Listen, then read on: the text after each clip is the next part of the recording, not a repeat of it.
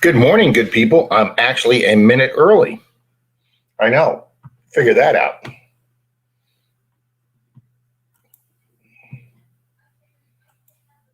All right, I'm setting up my second computer and turning down the sound so I know we're live. And there we go. All right, let's see who's in here this morning.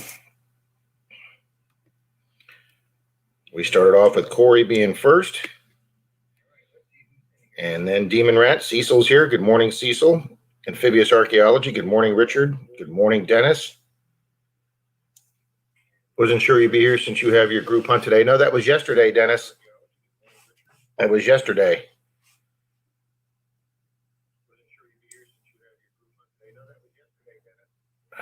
Yes, you did find a cool gun this week. Richard, I got sunburned at Clearwater Beach, and I'm still peeling from last week up at Florida Hunt 7 when I didn't wear anything. But I did put sunscreen on yesterday. But yeah, it was like 86 here yesterday, Richard. I had a great day on the beach. Didn't find a lot, but I had spring break is here, guys. The young people are here. The beach was full. The water was chilly. Well, it was cold when you first got in, but once you've been in it, we hunted for about 2 hours, about waist deep. Cecil says it's 43 here and wet. Oh, great. He's been hunting in lower Alabama and at the old home sites he's gotten have been some fantastic.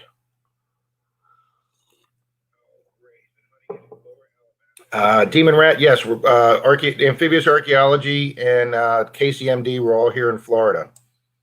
KCMD is on the East Coast. I'm on the West Coast, and Richard's up near, I believe, the Tallahassee area or the Panhandle area. Yep, Northwest Florida.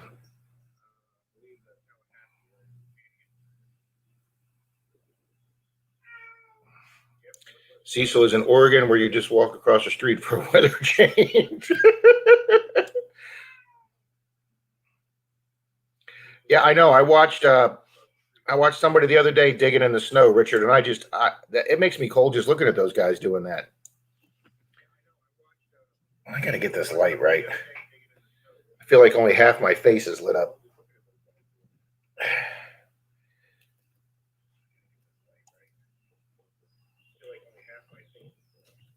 Richard, who are you asking? Do you find a lot of gold? You asking the guy in Oregon, or are you asking me?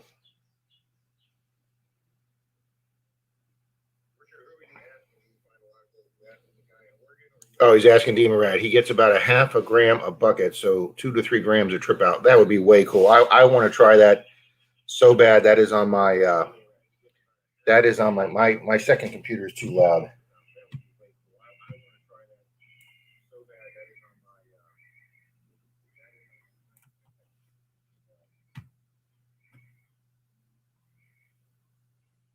All right, I've turned myself down. There we go. Good morning, Mr. Frankie. They were all cranky and they were acting like you were the demon from hell if you bothered them by asking to buy anything from them. I got to Chicago, or where was I? Ohio one time 30 years ago when I went to go visit a girl for 3 days in the middle of winter. And I'm telling you, it was completely gray. You couldn't tell the difference between the horizon and the sky. Everybody, it's just, I mean, people get depressed in that kind of weather. I try to get 5 buckets of trips. I make about 4 every summer. Very cool. Richard, you can share a pic if you come on. If you want to come into the stream, you can share. You can put a pic. Hang on. I've got to figure out where my. There it is. What? All right, let me post the. Richard, if you want to come on, there is the chat link. It should be showing up in a second or two.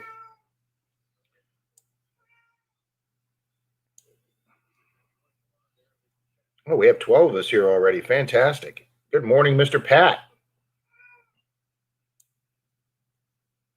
Good morning, Javier.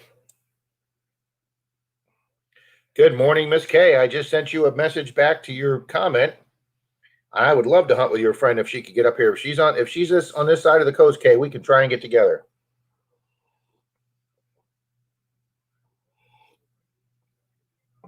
Kay, you were sorely missed at Florida Hunt 7. We had Miss Cynthia there. That helped. There's the man. Hola. The man, the myth, the legend. Shaha. And speaking of the man, the myth, the legend. There we go. I'm wearing the Menardo Rob shirt.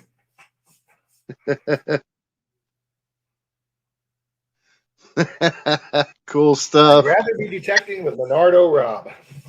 Ooh, man. I am going to be detecting all over the place, man. I got a trip coming up in a couple of weekends. I'm going to go up to see Charlie from Digging It Back. Oh, I can't wait to hunt with him somewhere. We're going to go out to his hunting camp and hit that for a day or so.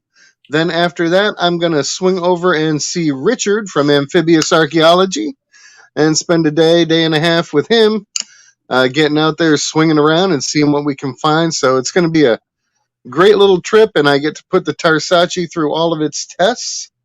So I'm looking forward to that. But this is March, and for anybody who comes into the Zoom parties that I have on Wednesday nights from 7 p.m., they can go kind of long. I'm going to try and get these things. I'm going to try and get these things where I can end them by midnight here and actually get a little bit more rest. But on the 17th, I believe it is a Wednesday, and that will be the first ever St. Park Rats party. So hopefully everybody comes to the party. So everybody comes to the St. Park Rat Zoom. Wear your green, bring your favorite detect and find, drink something strong. It's going to be cool. I was going to say, are you supplying green beer? No, but I'll probably be drinking something out of a green bottle. There you go. This isn't a Mickey's. This isn't a Mickey's, but you know. That ain't going to be what you're going to be drinking on St. Patrick's Day. Good morning, Mr. Jim Steele. I'm going to make sure I didn't miss anybody here. I'm going to try not to get 6 minutes behind like I normally do, Pat. Yeah. Frankie's here. Good morning, Frankie. Yeah, I saw Frankie. I saw Kay. Mark the Bird Hunter. This isn't Pornhub. I typed in the wrong address. Mm-hmm. No, Mark, but I loved that. I will tell you something funny. Since people can't seem to remember FL Thunder, I tell them Florida Thunder. And I stopped telling people that because if you type in Florida Thunder as two separate words, it does take you to an adult website. Hey, that was some of my best work. So, yeah, I don't tell people Florida Thunder. I just tell them the FL stands for Florida. Mm-hmm. It's so foggy now I can't see 100 feet. Yep, hit those thumbs up. Thank you, Pat. And right now with 16 people here. Yeah, we're low on thumbs up here. Yeah, big time. Now, big news for everybody. Our buddy Bill Crabb, Papa Rouse, What's in the Dirt, is about 15 minutes away from getting on an airplane, and he will be in Tennessee by 2:30 this afternoon, settled in by dinner time at his daughter's house, and finally be able to relax and decompress instead of wondering what's going to happen next. So that's great. Feel very, very. What's he doing with his stuff? Because I know you were going to thinking about heading out there and helping him drive the U-Haul. So what's he doing with his stuff? What I did was I rented 2 of the U-Haul boxes, the big boxes. Oh, and like the stored boxes. Yeah, the box that they have like the little canvas thing over, you know. And I rented a couple of those. He's got them loaded up, and they are on their way out to Tennessee right now. They left yesterday. It should take them a couple of days to arrive, but everything's in order.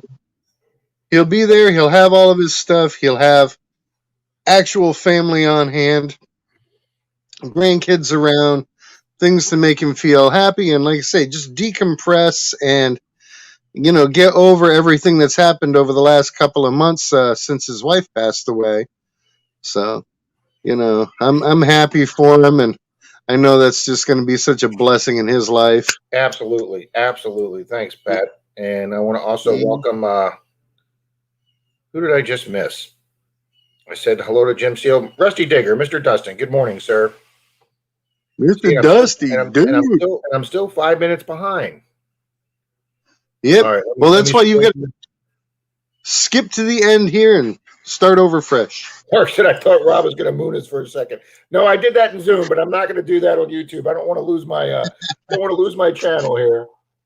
But there's always St. Park Rats Day, so come to that party. You might see his ass again. That's right. You people that didn't go to Florida Hunt 7 actually missed me having a beer. I promised everybody that I'd have a beer Saturday night, and I had a beer Saturday night. Dalton looked over at the table from where he was at and went, "Holy crap, Rob's drinking a beer." And it's like, that's more rare than finding silver. Yes. Well, it's not rare for Dalton. Do you know what he's at, Pat? I'm going to say 26.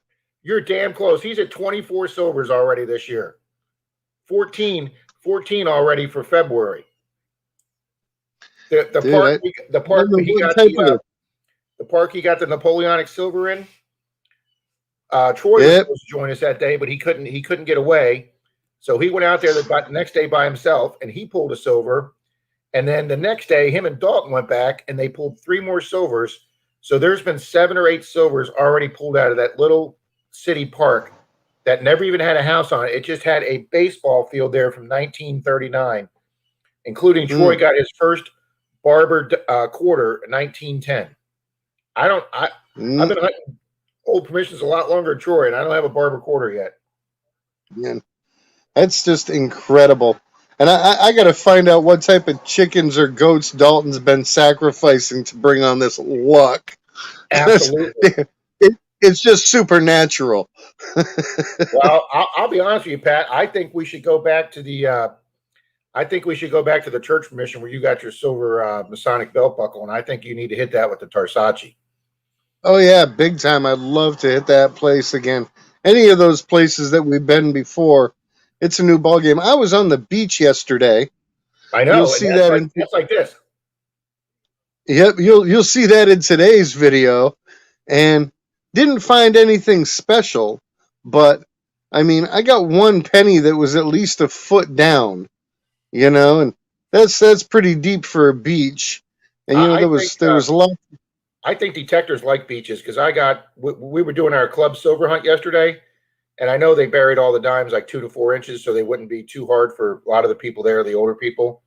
And and I got towards the end of the day when it slowed down the end of the hunt, I got this 2021 signal in the Knox that I knew was going to be a zinc, but it said it was 10 to 12 inches.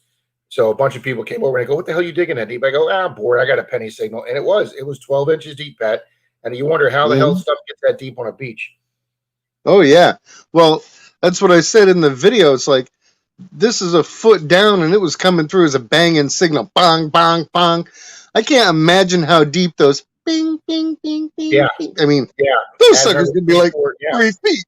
It's like, Pat Richard said he's going to try and get us some great permissions for you starting this week. When you come up excellent. Yeah, I'm so looking forward to that road trip. Won't be bringing the wife or the camper or the dog. So it'll just be stick and move. Like I say, spend a couple days with Charlie, spend a couple days with Richard, get back in time for the next Zoom. There you go. All right, guys, we've got several more people that have come in this morning. Good to see Las Vegas Urban Treasure Hunter Robert. Good morning. Silver Wrench. Good morning. Frankie, we said hi to. Rusty Digger, Demon Rat. Metal Detecting with CZ Kid. Good morning, sir. Says hi, Room. Hi, Rob. Hi, Pat. And then Miss K's here. And she's still telling people to hit that thumbs up button. Do it or else. Yeah. Metal Sharks is here. I just watched his video on Florida Hunt 7 yesterday. If you guys have not checked out Metal Sharks video, J-Man on Florida Hunt 7, he shows some beautiful, beautiful scenery up there, the horses, the facilities that they have up there at Camp Freedom. And it's probably going to be my only cameo appearance you see at Florida Hunt 7 since I did not film myself hunting, since I found 1 zinc penny and maybe 6 shotgun heads.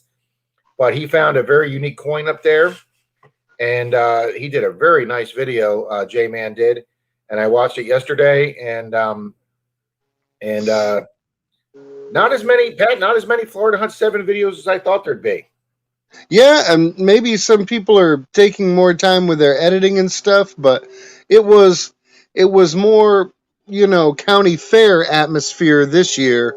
Yes, You know, yes, I think it was right. It was there was definitely more vendors. As a matter of fact, I'm wearing my new Mind Lab hat. And Pat, this isn't a cheapo hat. This is a nice cloth hat.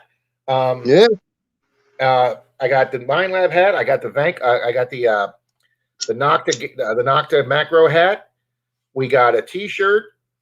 They were giving away some nice swag up there this year. Of course, I'm wearing the hat to cover up my mohawk that Charlie dared me to do for Florida Hunt 7. That Denise said you will be shaving that immediately when you come back. So that will probably be getting shaved this week, guys.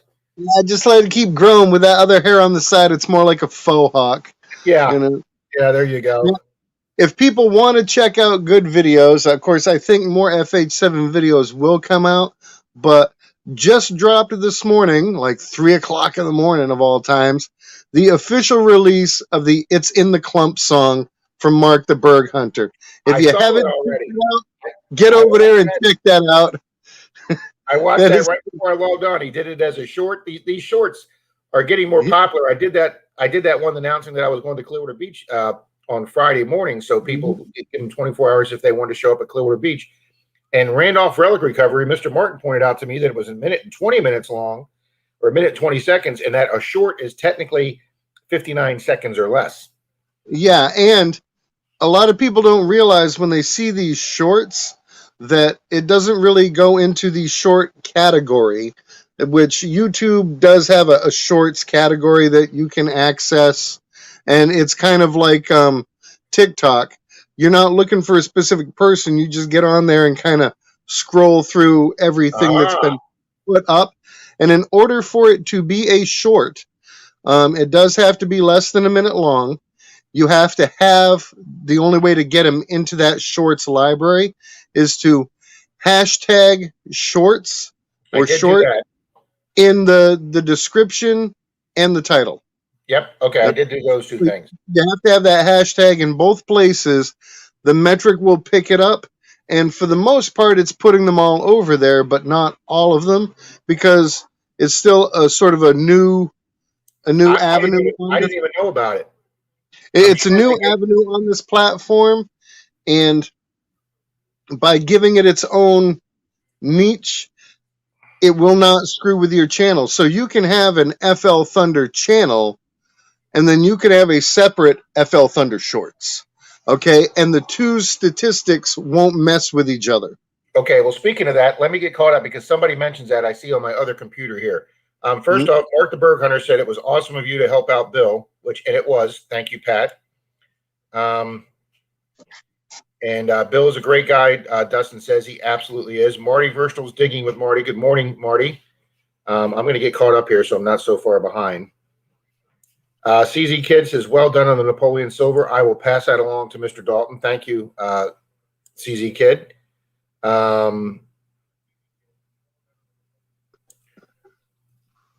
Richard says he's holding the secret from FH7. Well, since I don't know what that is, I will let him tell that. Kay's digging it, says she hasn't found a silver coin since last June. Kay, hang in there. It took me one time 16 months between two silver quarters, so sometimes those things happen. Yeah, I am going to stay here watching, but I'm going to get off in case Richard or somebody else wants to get up on the screen with you. And, have Richard come up there and tell what he's talking about. Richard wants to show a few things. I've already invited him. Let me post the again. I'm going to get back into the peanut gallery, but I'll still be here. All righty, buddy. All right. Richard says he's found 4 silvers this year. I was really impressed with myself because I'm up to 8 this year. That's a good fast start for me for silvers. And then Dalton texted me saying he's got 24, which just blew my mind. Good morning, Randy. Cecil says he wishes he could find another side. That guy is a machine. Yes, he is. And he is one with his machine. He actually wears little earbuds, guys, like $10 earbuds from Walmart. And so yet he can still hear me if I call to him, but yet he hears all those little faint signals on his machine. Oh, hush, Rob, I don't have any silver quarters.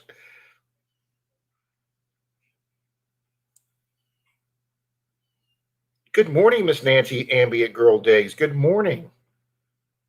Randy says it's good. It's raining there. Sorry to hear that. A lot of you folks are saying it's raining this morning now that the snow is gone.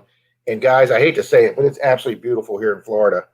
It was 86 on the beach in Clearwater yesterday, and the water was chilly when you got in, but once you were in, there's Mr. Richard.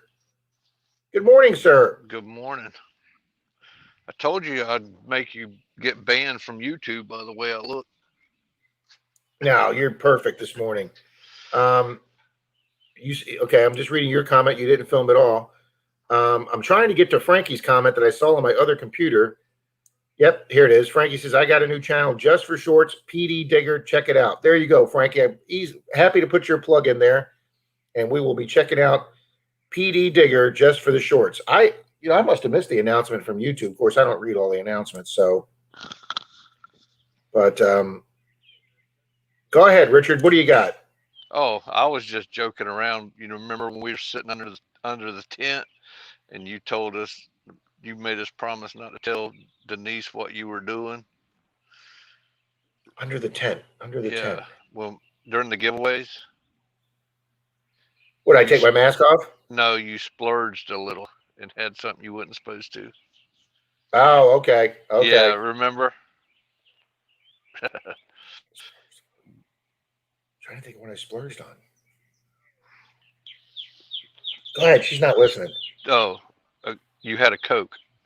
Oh. Yeah. Oh yeah. I'm not supposed to be drinking soda. Yeah. I thought you meant like a really big splurge, but yeah.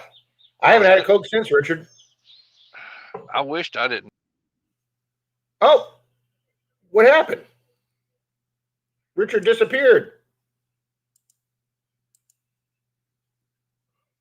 Mark says, I could come on, Rob, but I'm sure what I'm wearing will get your channel banned.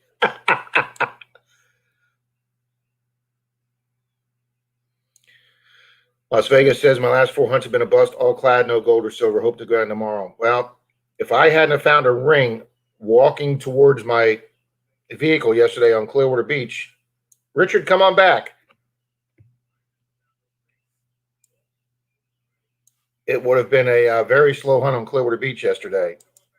What happened? You hit a button? I hit the wrong button like an idiot. All right, well, I'm going to keep my hand off my computer so it's not on my end. No, it was me. I'm over here trying to figure out how to do. I was going to show that picture. Yeah, go ahead.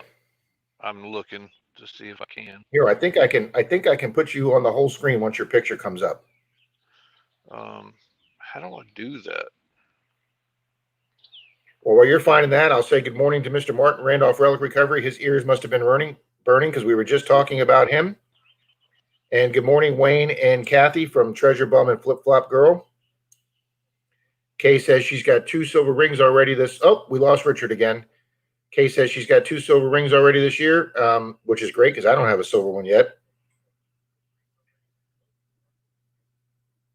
Beautiful weather here is correct. Wayne, you got that right. American Woodlands Relics. Good morning. Good morning. Nice to have Paul with us this morning. Oh, Richard's back again for time number 3. Yeah. Let's see if the third time is a charm. I'm going to stop because I'm pushing too many buttons. I was trying to show that picture of Suriname. We've got a mine over there, and them boys had a whole pan full of gold. They got. Dustin says he's at 5 rings and 3 silver coins. I am at 3 rings and 8 silvers. That is great, Dustin. Did you watch the video I made for you, Rob? No, I will have to do that this morning, Randolph. I've been trying to catch up on videos. I actually caught up on quite a few videos last night.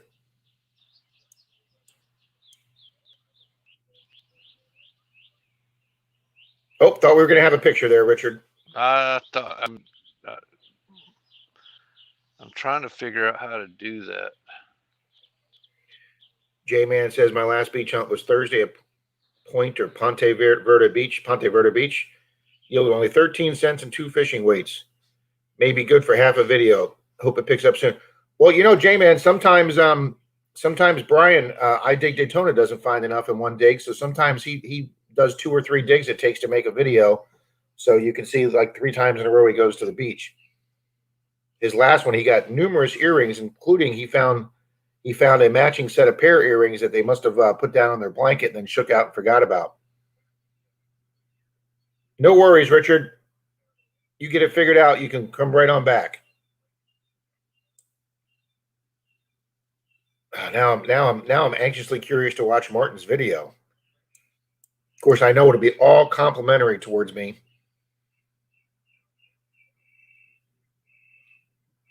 But guys, yeah, we had a great time up at Florida Hunt 7. Approximately, I'm just going to hang back and watch and got to fix breakfast. Okay. Randy says, since you run an Equinox, you should watch the video I put up yesterday. All right, Randy, I will do that too. I'm going to write myself notes. Watch RRR. Go watch Randy's. Yeah, because I've been occasionally using that Park 2 that John from the Grony Boys taught me about.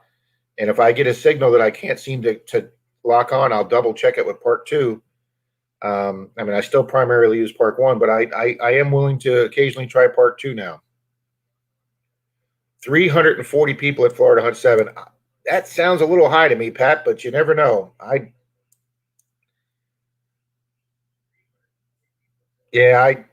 It didn't seem like 340 people at that Sunday morning invocation.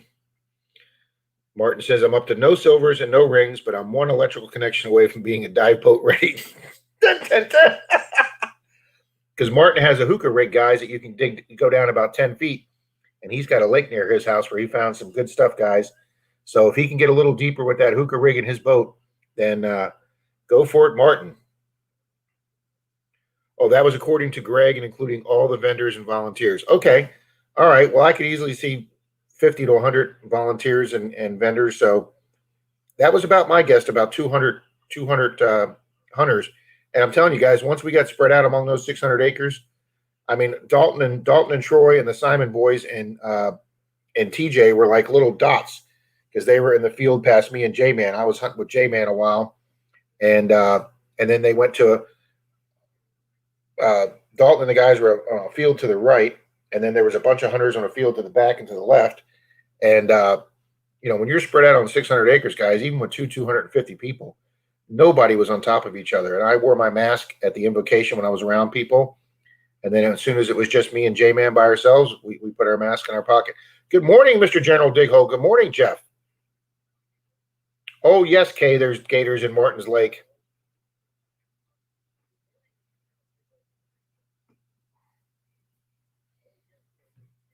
I can ask Jeff this. Jeff, have you ever found a Napoleonic silver? My buddy Dalton just dug one here in a Tampa Bay area park that had a baseball field on it from 1939, and it was holed, so we figured some kid had granddad's coin on a string or a fishing line or something that broke and fell into the park where they played baseball. But I had mentioned that I'd never seen Napoleonic silver dug, even from the European channels, and somebody said to check out, somebody left me a comment saying check out Chill Bill and a few of the other channels because they're sure that somebody has found Napoleonic silver. Oh no, nudity doesn't offend me, Martin. I just know that you people don't want to see my nudity, so we won't be doing moons here on this one. You have to go to Zoom for my moons. Good morning, Miss Diggin with Deej. What is your weather like? I was told not to tell you I had a Coke at Florida Hunt 7.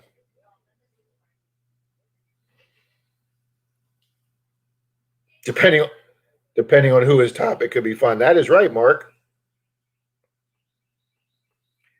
Okay, I tell people this coming to Florida, or people that have never been in Florida, you hear these stories about that, the gator that just grabbed that guy's little St. Charles Cavalier dog that he rescued, and then the gator that got to that kid over at the lake by Disney. And people are like, oh, there's gators. Just consider this: if it's a round body of water, if it's a lake, a pond, uh, a retention pond for overflow water, if it's a body of fresh water in this state, even brackish water, there's going to be an alligator in it. There are more alligators in the state of Florida probably than there are people. Let's just go with that. Thank you, Javier. I was told to go check out his channel to see if they'd ever found any Napoleonic silver. I'd love to be able to show you guys that coin, but Mr. Dalton has it.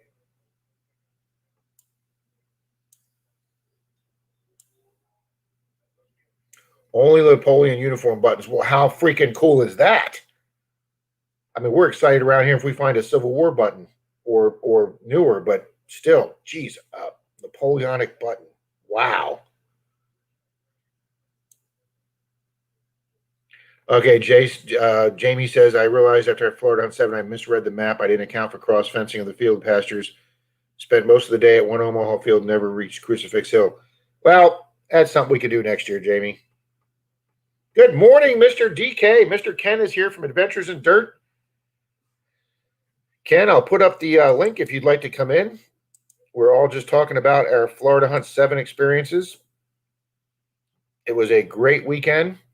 There was, I think, a real or half real found this year. I think a real. I wasn't there on that for that part. And then I know somebody else found a barber like I found last year.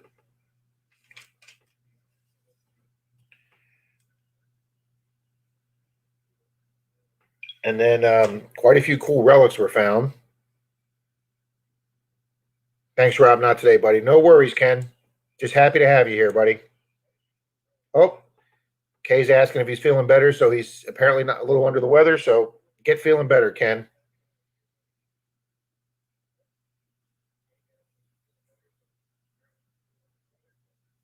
Feeling a bit better, but still not able to talk too much. Well, okay, that answers that. Well, get feeling better, Ken. It's good to have you here. Wow, we got 31 people already, folks. That is fantastic. How are we doing on the thumbs up? 14. Kay, get after these people.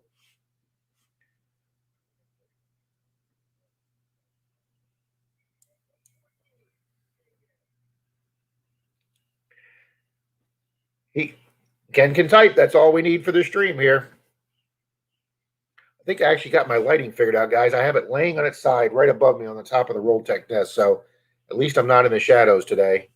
I've closed the back door, but I shut the back door, but I did turn on the ceiling fan to keep some air circulating. Like I say, guys, it was 86 here yesterday.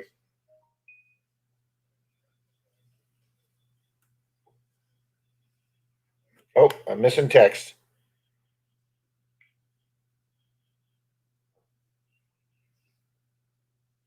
Okay.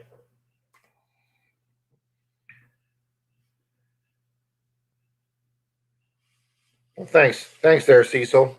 And boom, we went up to 19 immediately. Thank you very much, Cecil. People are welcoming.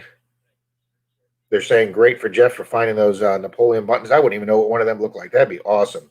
I couldn't even tell.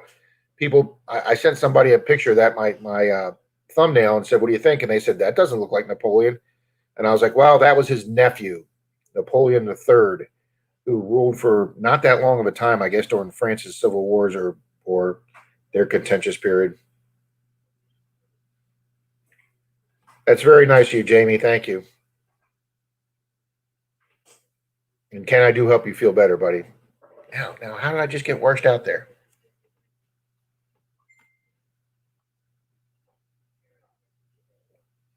I look like an Oompa Loompa. Oh, Mr. Jeff's coming on. Good morning, Mr. Jeff. How you doing, brother? I don't put my glasses up there anymore because when I do that, it takes me 20 minutes to remember where the hell I put them. I always lose mine. When I go detecting, I come back, they're gone. I swear to God, there's one video where Dalton and I spent like 10 minutes looking for my glasses, and they were right up there where yours were. I must lose about 50 pairs of glasses, reading glasses, every year. But these are just we had a store here called the Dollar Tree store, Jeff, and these are $1, and they make different strengths.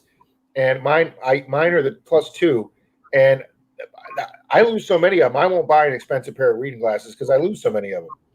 I get the same. I get pound glasses when I go to the UK, but I'm in Austria and we can't travel at the moment. So I normally stock up, or I go down the flea market and I pick up a few pairs down there, and I'm always losing them and breaking them.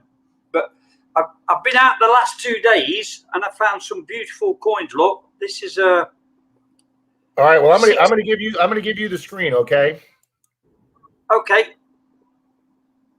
All right. Now, how do I do that? Solo layout. Boom. There you go, sir. The screen is yours. Okay. I found this silver hammered. It's dated 1638. Oh my God, that is gorgeous.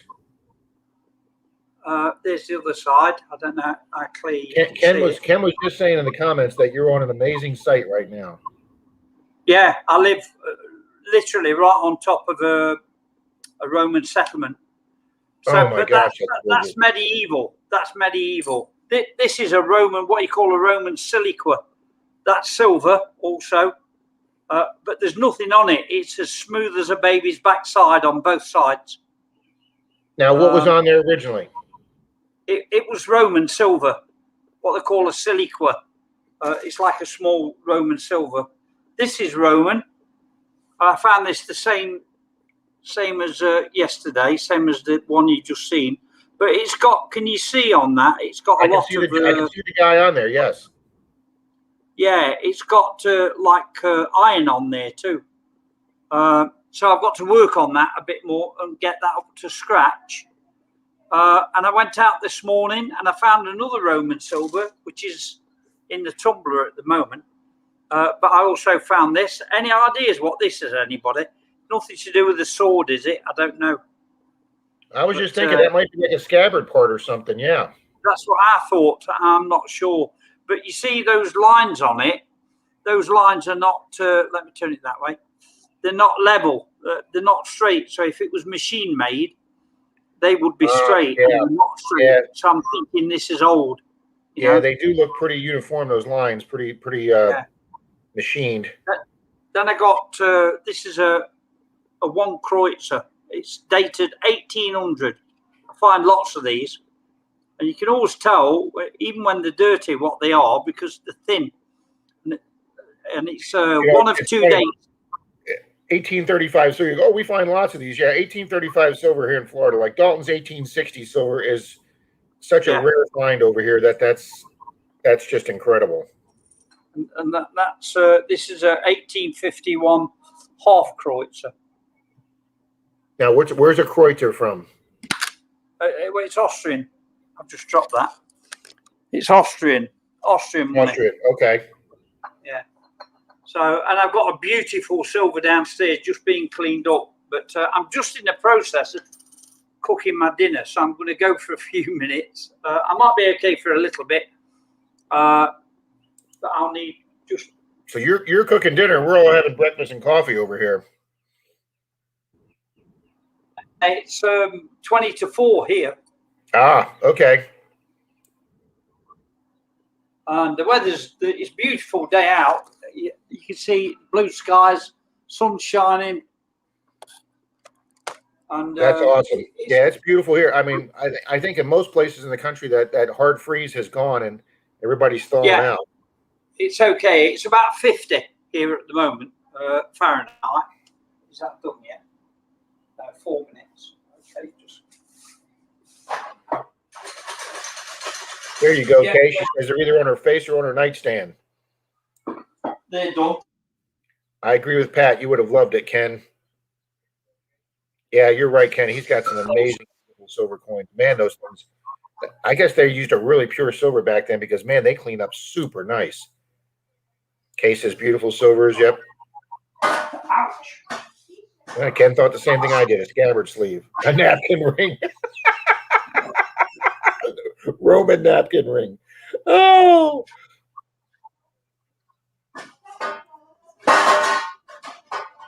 You have to excuse me. I should Which had a great book at his booth. Reference snake buckles in the Civil War. Yeah, that would be another dream find, a snake buckle. Oh, I've got one of those. Everybody's admiring your coins there, Jeff.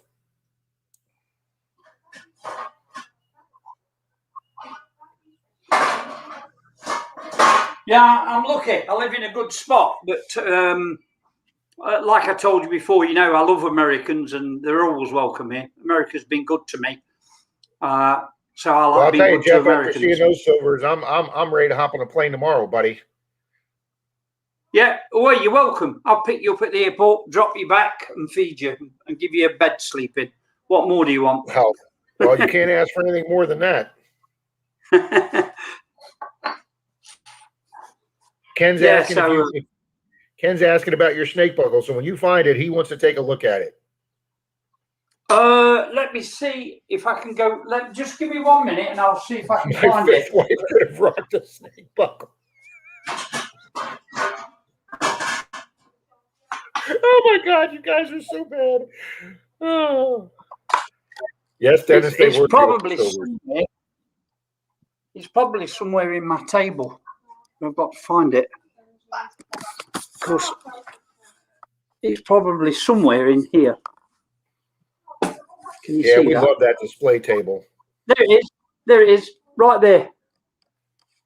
Yep, that's a snake buckle for sure. Let me do this again.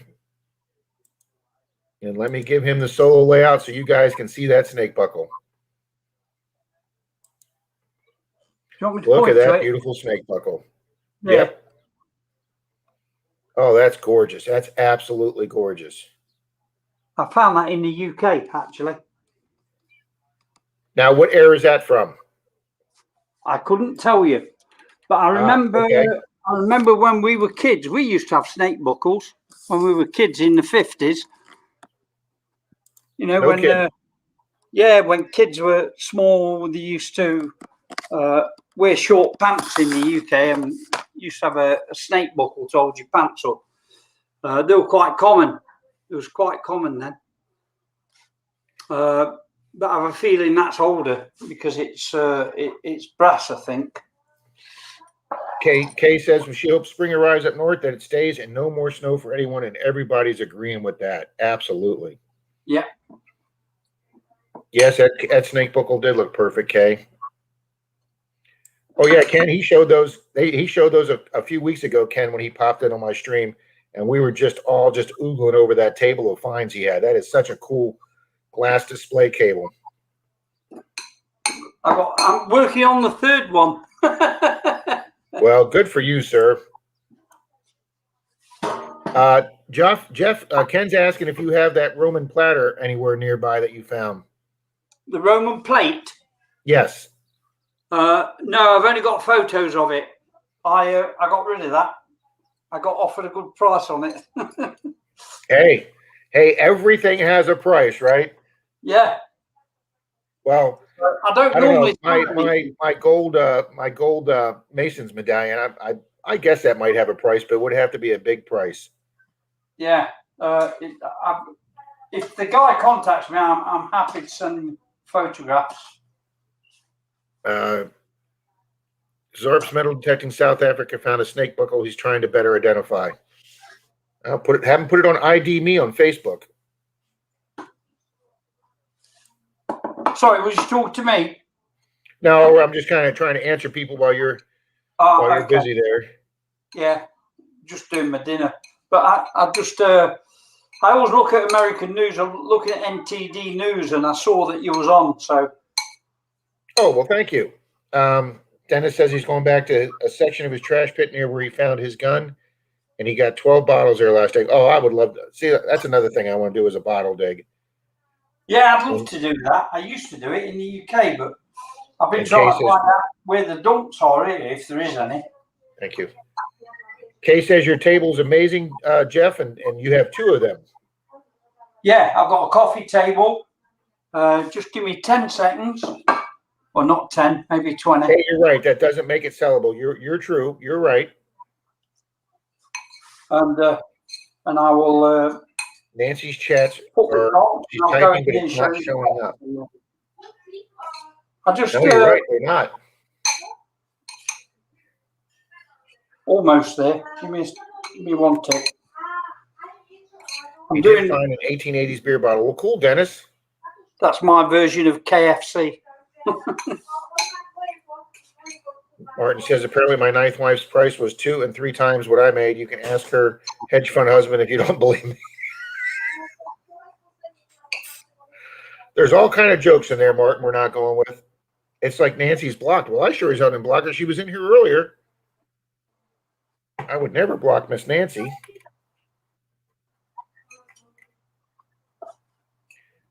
Well, I completely agree with that, Jamie. Denise is going to let me take over one of her glass display cases any day now.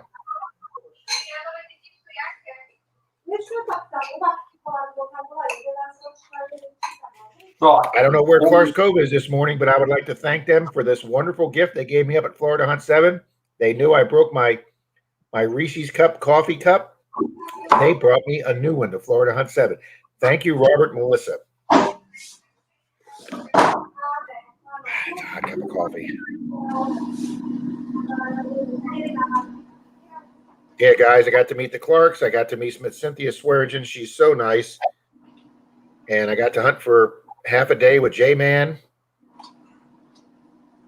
Pat was pretty busy that day, but he did get out for a few hours with the Tarsace metal detector inventor. And he found a couple really good relics. I mean, really great relics up at Florida Hunt 7, Pat did. One of them had a patent date, I believe, of 1893 on it.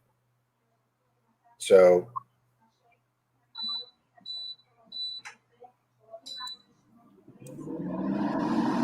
okay, bro, I'm ready. okay. I'll show you the other table now. Again. All right. Well, let me give you the solo layout again. Right. There's a few things on the table, so but you will see pretty good. Right, you ready? So everything at the top, it's in 3 sections, this coffee table. You can see the wood in between there and there. These are mainly Roman artifacts, rings and brooches and parts of Roman locks, an earring, tip of a sword, but that's probably Bronze Age because it is bronze. Roman beads, Roman brooches, Roman rings, Roman tokens, and everything in the middle there is Roman coins. That everything you see in the middle. Can you see that? Okay, because yep.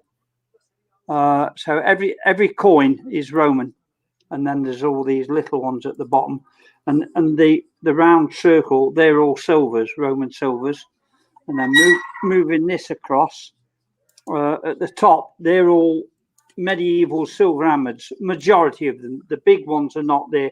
1800s or 1700s, but the little, that one there that my finger's on, that's 1,000 years old. That one, there's a couple in there about 1,000 years old. That's a Bronze Age spear tip. That's maybe 4,500 years old. Parts of bracelets. The 2 rings are gold. Buckles, stamps. You know, they used to put wax on the old letters and stamp them. Oh yeah. The letter stamps. We call that a matrix seal. So I've got 4 there. Pendants and religious pendants. That's a Latin, what they call a Latin brooch. That's older than Roman. So that's the coffee table. My wife liked it so much, she said, why don't you do the main dining table? So it could have been any smaller. I wouldn't have got all the stuff in, but, you know, I put bits of pottery in there and even a few iron things like a big Roman iron nail there. Modern thing, a toy cannon there, a door handle there. These are more Roman silvers around here. Quite a few Roman silvers around there. What's that little thing with the round thing with the straight line coming off of it? Yep. That's a key. Very cool. Yeah, and then I've got there's 2 very old locks in here, really like 1500s or something, and it's that one there and this one here. And I need to move that so you can see it. There we go. That one, really old. That one. Wow. And the pottery is Roman. And I think that's a door hinge. That thing at the top there. And that old hammer. I mean, it's just old because the hole in the middle is not centered, so that means it was made by hand. So who knows? It could be Roman. It might be 150 years old. I don't know, but parts of urns, for burial urns, and these are Celtic, what they call ring money, and then more Roman brooches, all sorts of things. The Roman there, a lot of Roman. There's no Roman here, but these are all coins. These are all coins from. I've got a couple of 3 Morgan dollars in there. One there, another one there. Those are Roman. What you said? Roman dollars. Silver, yeah, Morgan dollars. Oh, from the US, yeah. So about 3, and then I've got some British silver coins there. I've got badges, rings, badges. We don't want no badges. Badges. We don't need no stinking badges.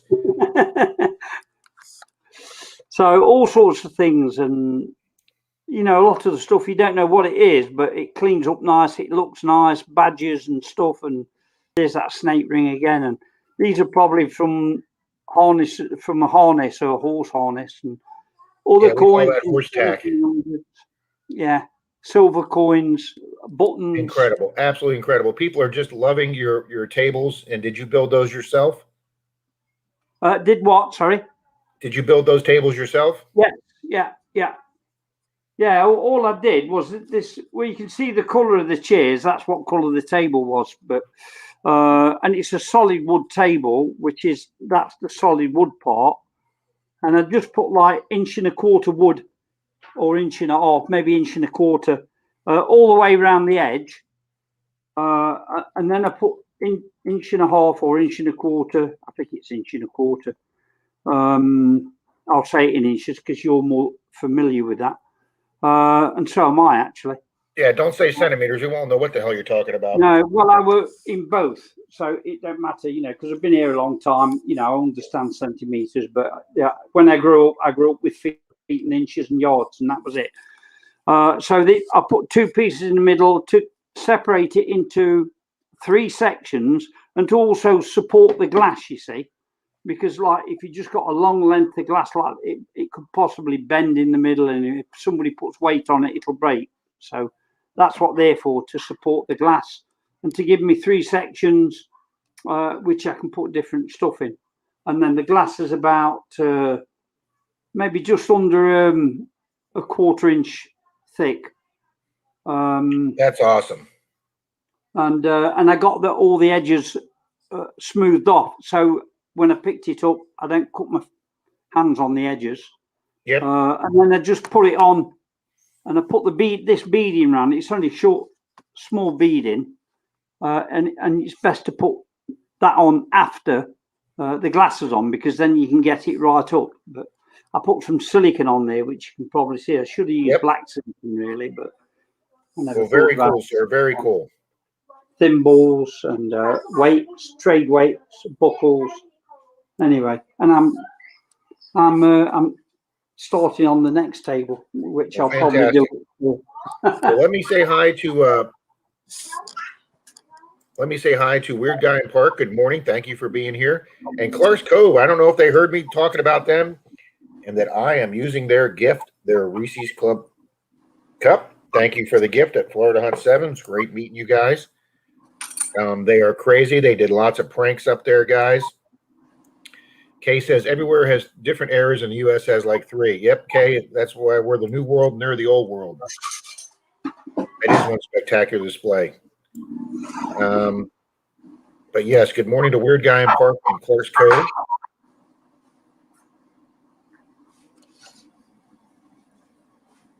That's a good question, Randy. Did you guys get your power back on yet? Getting treasure hunting fever from this. Yeah, Jeff, you want everybody wants to run outside and go find old stuff now. So the guy you talked to, I'm gathering, is in Texas, because you just asked him if he got his electric back. No, he's actually in West Virginia, down in a like a what we call it a holler, but like down in a valley, and they got heavy snow and ice, and they lost. When they left to drive down to Florida Hunt 7, they had no power when they left. Wow. But they came anyway. God bless them. It was like a 14-hour drive for them. Wow. Yeah, I drove it from, where was it? New York right down to North Carolina one time to go scuba diving. That was a long drive, but interesting. Went through a few states. I've been quite a few states. Yeah, it's funny. Back when I was in college, I had a buddy whose cousin came over here from England, and so when he got home, all his friends were asking him, "Well, did you go see the Statue of Liberty? Did you go see the Golden Gate Bridge? Did you go see the Alamo?" And they had no idea that each one of those is a 2-day drive trip. They all think it's like England, where everything's 30 minutes apart. No, I did last year. This time last year, I landed in LA. I walked through LA airport with a Trump hat and a Trump T-shirt on, and nobody said jack shit to me. Yeah, you were definitely not in Trump territory there, sir. Not in the state of California. I know that. That's why I wore it. And then the next day we went to San Diego, and from San Diego we drove to Tombstone to Tombstone, Arizona. Yeah, and then we went to Meteor Crater. Then I went to Roswell. Then I went to Utah, and then we went. See, I want to get to Roswell. My sister just went through Roswell and sent me a bunch of pictures when they were out there on vacation. I was so jealous. I was detecting out there. I put a video out. It's on my channel. Oh, I'll have to go watch that because there's got to be plenty of abandoned places out there that you can detect. Oh, I got stopped by the police, and he was telling me that was on the way back from Area 51, because I went to Area 51 and then driving back to Vegas, I got stopped by the police, and he was telling me you should detect some of the old mining villages out there. Very friendly guy, let me off. I was doing 96 in a 70 zone. Jeez, yeah, you got lucky there. Hey, did you see any of the black SUVs there at Area 51? Did you get monitored by anybody? No, we went literally right up to the gate. So you know Rachel, Nevada? Yeah. Well, Area 51 is just down the road, and if you ask him the little alien, they'll tell you how to get there. They've even got little papers. Yep, my sister took pictures at the little Alien Inn. That's for sure. Yeah. Let me say hi. Randy was taking off, so have a good day, Randy. Clark's Cove says they do have their power back and cleaning up the mess. Weird Guy in Park says he's jealous of all of Geoff's things, aren't we all? And Miss Nancy was able to get back on. Kay, if you saw, I was putting up some comments from her and checking to make sure I did not have her blocked for some reason, and I did not. So I'm glad she's gotten back on. I hate ice storms. They're so destructive. Yes, they are, Kay. I know. Yay, Nancy's. Good morning, peepers. Susie says, Susie, I'm sorry. I'm 9 minutes behind or 8 minutes behind there. Oh, Martin, you're absolutely right. That stuff that he's finding is museum quality for sure. But Susie, welcome. Sorry I'm late saying hi, but we were letting Jeff show us his phenomenal display cases there. And we hope you are feeling better too, Susie. It seems like both you and Ken have been under the weather. Martin, you're not going to find anything for your 9th ex-wife at the hardware store. See it my way one. Good morning, Mr. Shane. Good morning. That's a new face and voice in here. March 5th and 6th, 2021, 24 hours of live stream kicks off. Yes. I was asked American Woodlands Relic if Paul, if I could take a slot there, but at the time frame they had available, I will be at a club function then.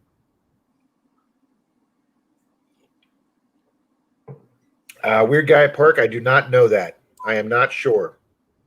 I know Marlon comes on at 11:30, and we usually wrap this up around 11:30 when Marlon comes on.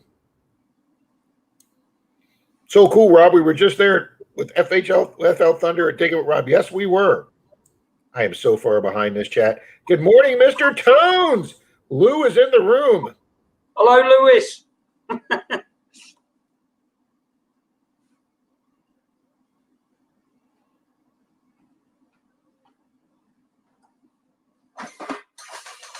done that 4 times.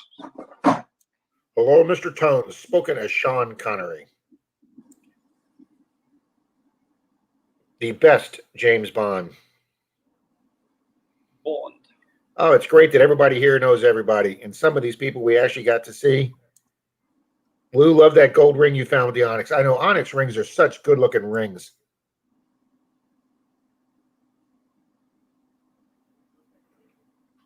Oh, Susie, I can't keep up, and I'm hosting the chat, and I can't keep up.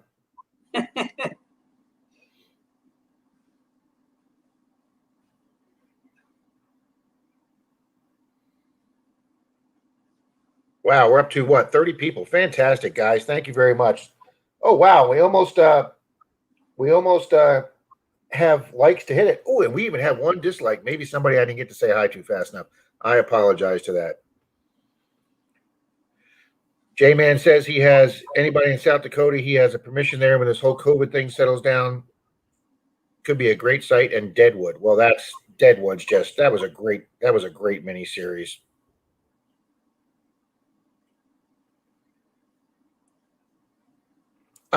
Jeff, how's the whole COVID thing over there? I live in a small village, Rob, so like everything's like normal for us. But just down the road, the Bratislava, I'm forgetting English, Grenza border. The border's just 10 minutes down the road there, and you have to have papers to get through. You've got to be free of COVID. You have to have a test within 48 hours of going across, and the check you're coming back, you have to have a whole host of papers to say that you're COVID free. My girlfriend's brother just took a vacation. I think they went. I think they went to Aruba, and I think you do have to carry paperwork to get into another country now on vacation to show that you, like you said, that you've been tested now within 48 hours. Yeah. They just approved Johnson & Johnson, the third company here for doses yesterday. The FDA did. So it's not quite as effective as the other two, but it is 100% effective on keeping it from getting worse enough that you have to go to the hospital. So I'm encouraged that we're up to 70 million people that have gotten at least one shot already. Wow. I'm looking forward to coming to the States again. Well, give it another 6 months, sir. Yeah, we'll do. Okay, Weird Guy in Park says Liz is on, and he's watching her stream right now, too. Good morning, Miss Cynthia. We were talking about you earlier. Were your ears ringing? We were saying how great it was to meet you at Florida Hunt 7, and thank you for driving down.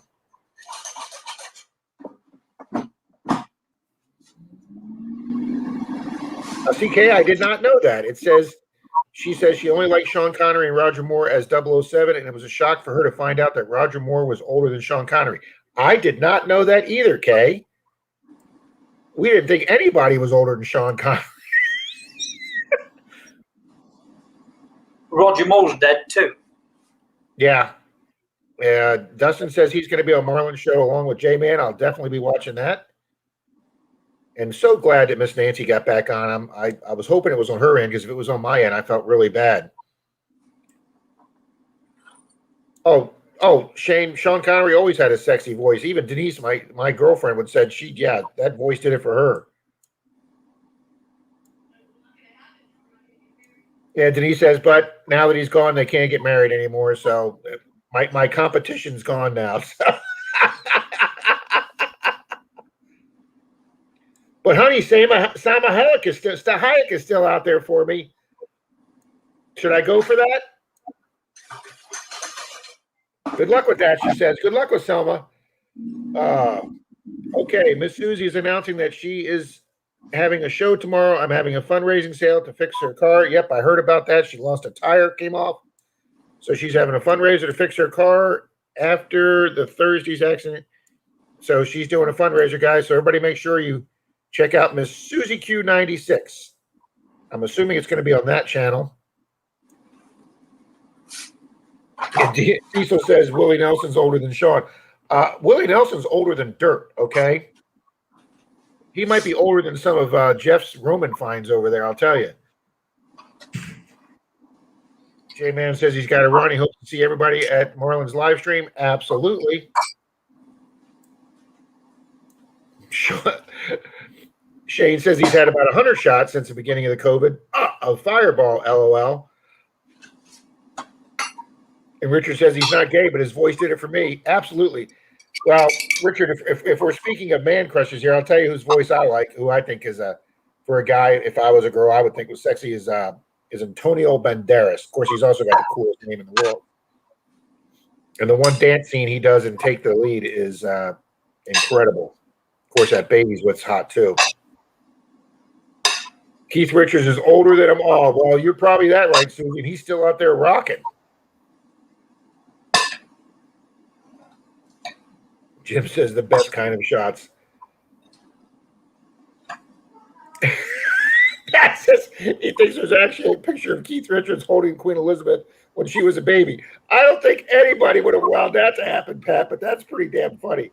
Oh. Cynthia says, I love Antonio Banderas. Yeah, I think he's a cool guy. Of course, he's married to Melanie. Well, I guess they're still married. Melanie Griffith. I always had a hot for her too. Always thought she was very sexy.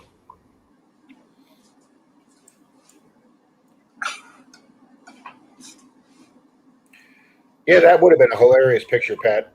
Keith Richards holding the baby queen. Yeah. Yeah, I could see that. I could see the Buckingham Palace allowing that to happen. Well, guys, I hope everybody that had snow is out of snow. I hope Kay's out of snow now. I know my sister's out of snow out in the Midwest in Kansas City. They've actually had days in the 60s out there now. Wasn't Antonio the voice of the Nasonex B? He might have been, Pat. I know he's done. He was the voice of Puss in Boots from Shrek. Betty White's pretty sexy for her age. It's actually amazing Betty White's still alive. She's going to outlive us all. Oh, absolutely, Jim Steele. I love Val Kilmer when he said, "I'm your Huckleberry." Rob, that is a great scene right there when he has it out with Michael Biehn. Oh, I'm going to go and eat, brother. Yeah, so go have your I'll dinner, catch you Joe. next Go have week, your nice maybe. chicken meal you made there. You and your wife, you go have dinner, okay? All right. Thanks for coming in, sir. Cheers, buddy. He was holding Eve, Susie said. That's a good possibility too, Susie. Oh, you guys are so hilarious. Kay says we're back up in the temps, no snow, but rain predicted all week. See? And that's the thing, guys. Even when we get rain here, most of the time it's fairly warm. Now it was a cold, rainy day. The video that I made, guys, when we were out there digging that day, TJ found the Barber quarter, that beautiful, beautiful mint-condition Barber quarter. It was like 48 with a cold rain, guys, and I was actually sitting in the truck, Troy's truck, with the heater on, trying to stay warm a few minutes, and then I hear somebody scream out silver, and then I hear somebody yell, no, don't rub it, it looks old. And the bastard gets 800 or 1898 silver. I don't have 1800 silver yet. Oh. Yeah, Denise's dad had on Jurassic Park yesterday, and there's some good lines in Jurassic Park. Must drive faster. Must drive faster. Objects in mirror are closer than they appear. It is 72 right now in South Georgia. Woohoo. Cynthia, that is 72 is like perfect detecting weather, Miss Cynthia. Get out there and find something good.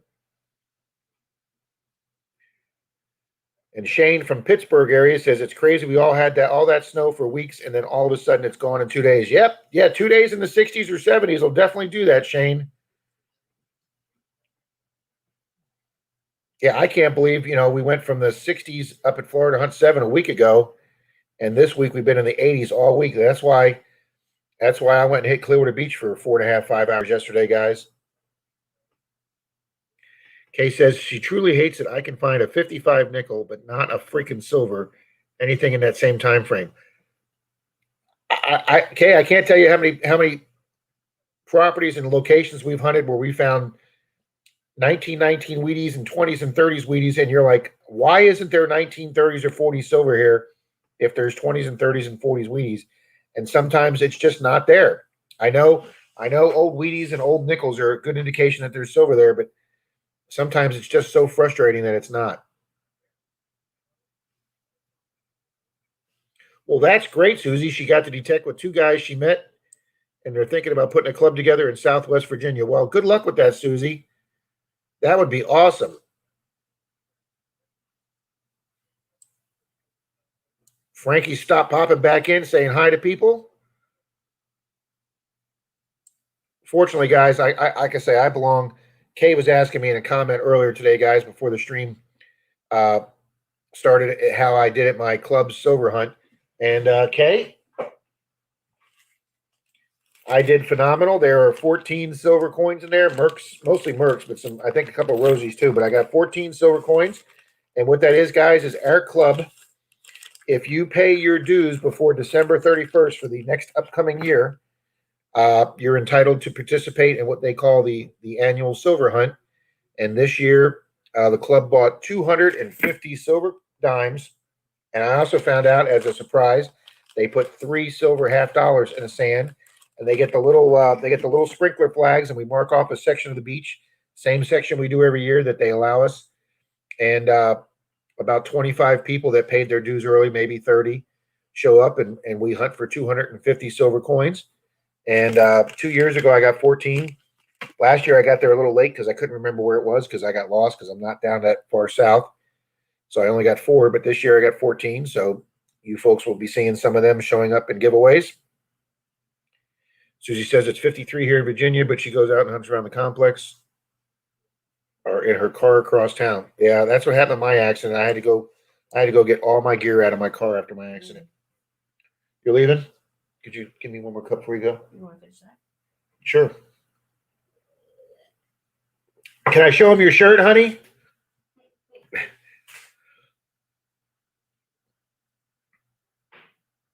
Robert, Melissa, thanks for coming by, folks. I know you guys got a lot to do there. We'll be talking real soon. Hey, Rob, I have 1700s and 1800 silver. Congratulations there, See It My Way one. Shane. Denise always does that whenever she hears me mention it. Shane. Have a great day with all the utilities working again, Robert, Melissa. Yeah, don't work too hard, guys, getting all your stuff ready. Frankie says he's cooking and getting ready, so he's in and out also.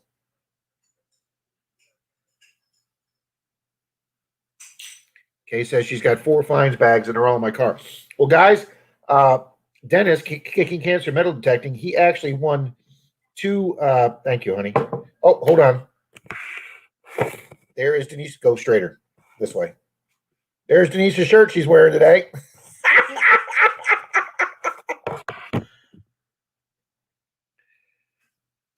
But Dennis, Kicking Cancer Metal Detecting, he won 2 pinpointers during the Christmas time giveaways a lot of people had. One of them from Charlie from Digging It Back. So he sold me the one. He kept one as a backup, and he sold me one really great price. Thank you, Dennis, up at Florida Hunt 7. So I now have a second pinpointer. I have a backup. And not this year, but in January 2020, I went out with Dalton, I think, on the 2nd or 3rd of January, and I got to our hunt site and realized I'd forgot my pinpointer. And guys, it's a long day when you forget your pinpointer. So I now keep just one of those little Home Depot nail bags. I now keep one of them behind my seat in my truck as an emergency fines bag if I forget mine. And I'm now going to put the second pinpointer behind my seat too. So if I go somewhere and I forget my pouch and pinpointer, I at least have my emergency stuff ready to go. Thank you, Marty. There's the front. It says Pat was able to copy my my Diggin' Florida logo. Always have to figure out which way the camera goes here. So we got my Diggin' Florida logo, and then on the back, and no, I'm not mooning anybody. You got the I'd rather be detecting with Menardo Rob. You did it absolutely perfect, guys. I absolutely love it. John's here. The Grony boys are here. Could be John, could be Bob, could be JoJo. Thanks, Susie. And she also says she's going live around 4 o'clock today to preview some of the auction items and maybe take some buy it nows. Well, good luck, Susie. Really good luck.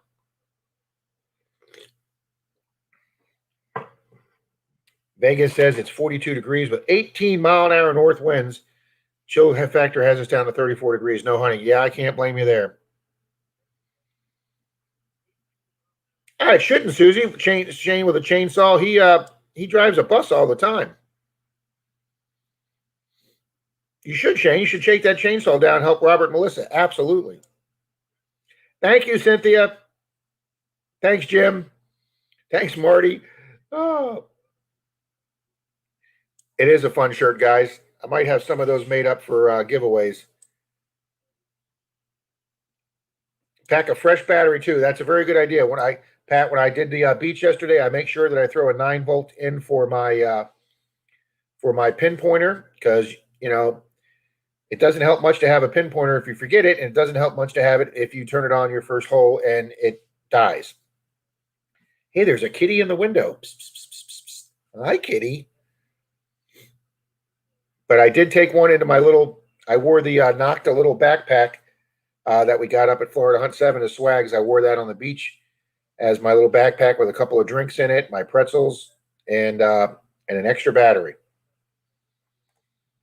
But guys, I'm going to be doing the beach quite a bit during spring break, because there's nothing better than metal detecting and near naked girls. And the beach is so busy right now, we're hoping for a lot of depositors dropping stuff. Pat and Rob both have stickers for me if they recall. Okay, I will get your address from Pat and I will send them to you, ma'am. Because we were doing sticker exchanges at Florida Hunt 7. Stickers were flying all over the place. I got the Grony Boys cool sticker. And I got stickers from a whole bunch of other people. Clark's Cove, they gave me. If you lose it, we find it. Boom, got a koozie from Clark's Cove. And I got some other cool finds or some other cool gifts from Clark Cove. And maybe next Sunday when they come back in, I want to show them while they were here, guys. So, guys, I had the privilege of hunting with all three of the Grony Boys. You saw my video from Friday up at Florida Hunt 7 the day before the meeting, and then the meet and greet and registration from Friday night. Well, Saturday after hunting all day, we left there about 5:30 whenever the prizes were all over with after the drawings, and Troy got us on an 1881 property with a 1900 house on it, a dual permission. And it was Dalton, Troy, and I, and the three Grony boys. And I'm very happy to say that Troy's permission panned out. And they found silver, and I got my first Indian of the year, which you will see in a video coming to you near soon. Kay says we're above 60 already in Texas. Well, that's great, Kay. Felt so bad for you guys being snowed nice in. Kay says that reminds me, I need to buy more batteries for my pinpointer. John, I completely agree. It was 95 here yesterday, hot as hell, but I loved it. Yep, we had 91% humidity here yesterday. And John's right. It was probably close to 90 on the beach. I was even in the water for like 2 hours, John. I will be in Florida in March, Rob, to hunt with you. Woohoo, Kay. I will definitely bring my camera out for that. I wish I'd have gotten some shots of Cynthia and some shots of the Clarks at thing, but I just didn't take my camera. I was layered in so many clothes, guys. It would have taken me 20 minutes to get my camera out.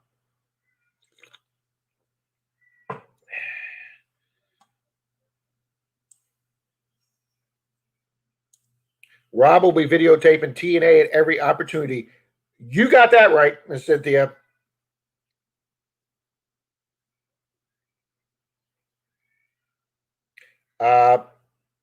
Susie, I'm not sure if he's still paying attention to the chat or not, but I think he does, because he did some for me in purple, and then he did some for me for the ladies in pink also. So I think he can, Susie. I don't want to talk for him, but I believe he can. Shane says he carries 2 pinpointers with him when he hunts. Yeah, now that I got to, I think that. Well, Susie, Kay missed it too, and Petey, Frankie missed it too, and Shane missed it too. Digging with Randy, guys, was going to drive up to Pittsburgh and get Shane and drive him down to the Clarks. He was going to do that nice of a thing, but literally he could not get out of his driveway. He was iced in. So there's 4 channels right there that we hope to see at Florida Hunt 8. Damn, kitty. Just knock crap over while you're climbing up there.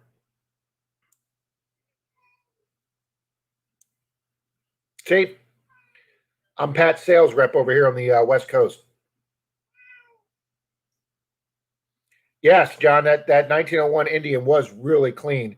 And that's what I love about the Florida sand, guys. Unless you're right near the water, our Florida sand stays so dry most of the time, even 3 inches down. You could have a rainstorm and dig 3 inches down, and the ground is pretty dry, and it just brings those Indians out so nice.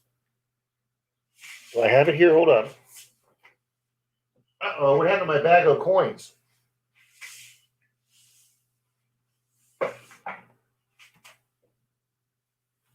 I love my girlfriend, guys, but she moves things and I don't know where they go. Stand by.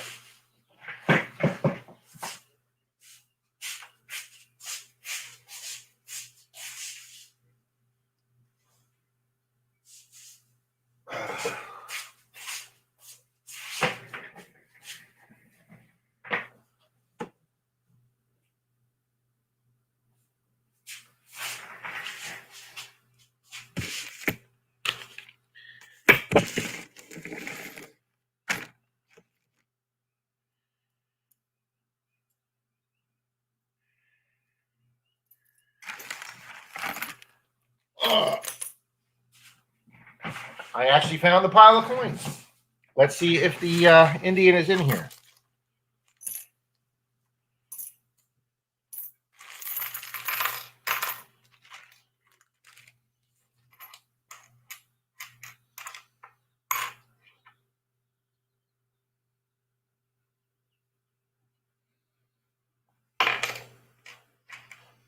Of course it's not. There's all my Wheaties, my rare token. I'll find it. But yes, it came out really, really nice, guys. And speaking of my rare token that I found with Dalton in a nearby city, we can't find any information about this token. And I've contacted the Historical Society in this city, and they are researching it, and they have asked if they can have it, guys. So I will have my first relic token going into a Historical Society museum. I'm really excited about that. They have asked if they can have it.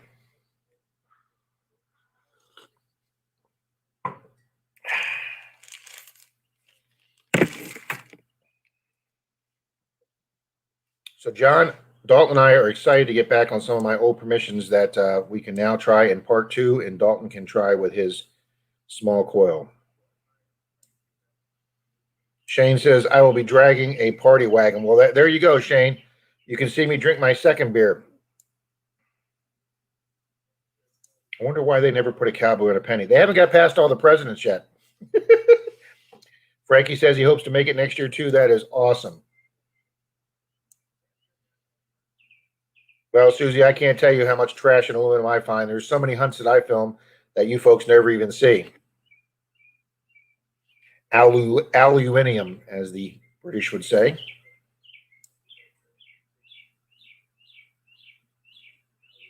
Yep, Cynthia's right, guys. Well, actually, I didn't dig that much trash at Florida Hunt 7. I mostly got shotgun head stamps and old bullet casings and a couple fired bullets.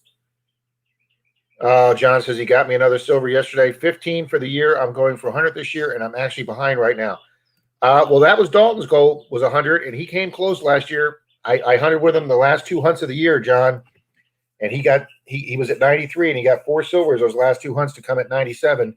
His goal was 100, but now that he is at 24 already, guys, I have no doubt that he's going to get 100. He's going to blow past 100 this year. So if we have another giveaway for Dalton Silver, you folks need to remember what's been said here. But congratulations, John. I'm at 8 right now, buddy, so I'm not too far behind you, and I'm hoping now that the bathroom and the bedroom is 99% complete. I'm going to be getting to hunt a little bit more. I got just a teeny bit more to do, but the bathroom is done. Where do you guys see that? I'm so proud of that bathroom job. Only good things that I found in the last week was 2 Wheaties, 50 and 52D under the same bleachers. Oh, well, that's a good idea, doing the bleachers. Okay. We don't have too many bleachers left around in this area that are still under grass. They put most of them on concrete pads now. They're tearing out the old bleachers that were under grass. But A lot of people don't think to hunt those. That's a good idea, Kay, doing under the bleachers. Because the way men's pockets are, when you sit, the pocket kind of angles back, and you can lose a lot of change that way.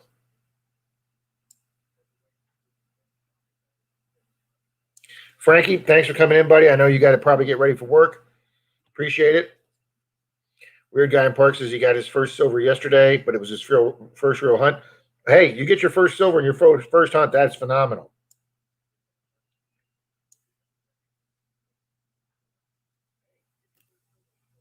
And Shane just wants 10 silvers this year. He's shooting for 10 silvers.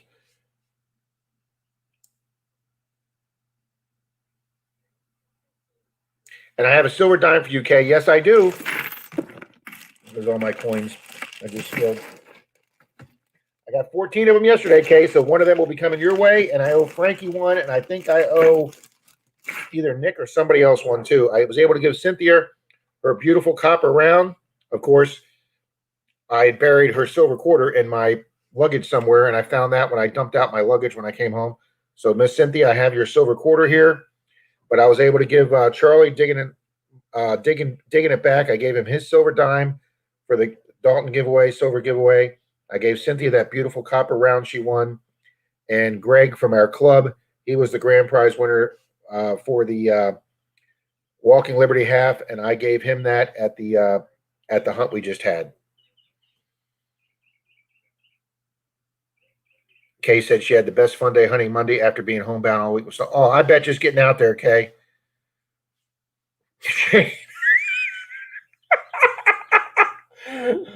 Oh, the videos I film, I never see them. Shane, you're just too cool for.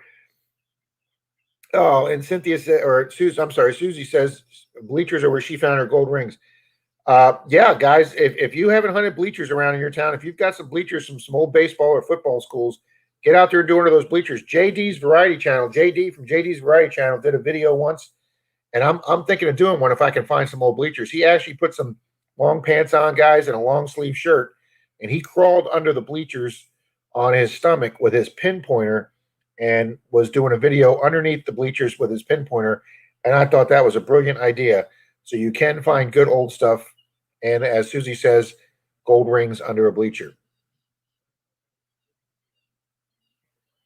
There you go, John. Let's pump up Shane. He'll definitely get more silvers than 10.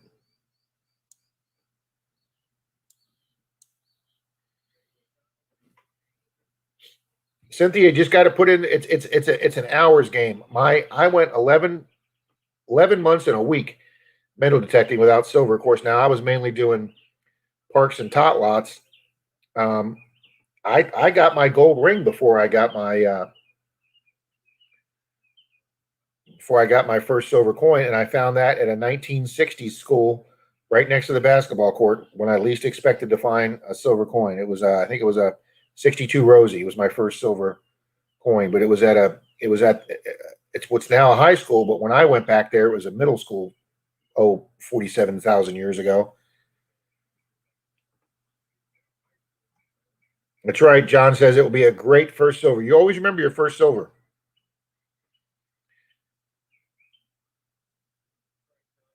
Kay said she found her only 4 silvers last year, all in May and June. Well, Kay out there in Texas, those sound like the 2 good months to hunt.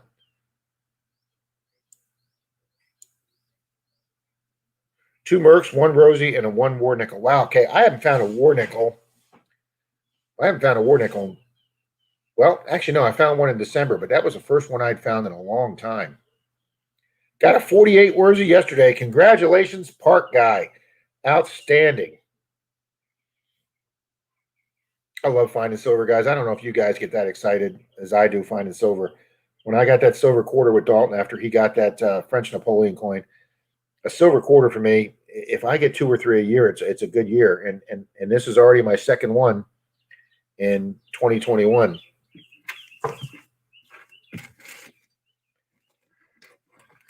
Here's my first one that I got back in January. This one's pretty. I wouldn't call that corroded, but pretty. You can see where it's got smooch on it. But that was my first, and then I got the 34. This one's what? This one's a 40, I believe. So the 34D I got was one of the oldest ones I've gotten. Kay says, I get thrilled when I find a Wheatie. Kay, I know some of the bigger channels poo-poo Wheaties, but I hope to never get to the point metal detecting where I don't like finding a Wheatie. Dalton and I love finding Wheaties, and then obviously, since it's a lot harder in Florida, we probably dig 50 to 100 Wheaties for every Indian we find. So we find an Indian down here, we just get excited.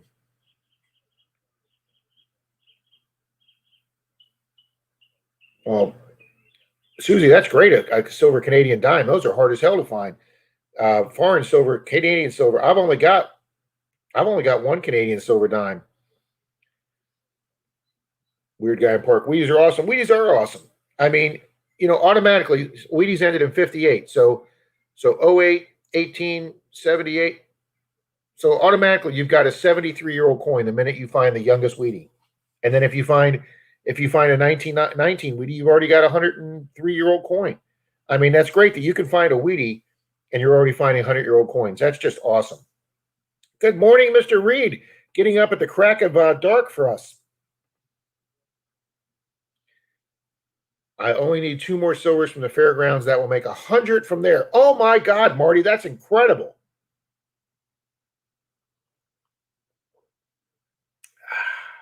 My Clerk's Cove coffee cup.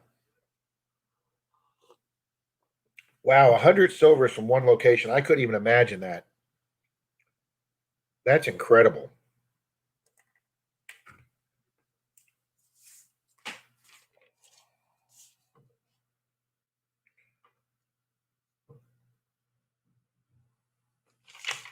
Just taking notes, guys, to check these things out. Whistle Pig Digging. Good morning, Dale.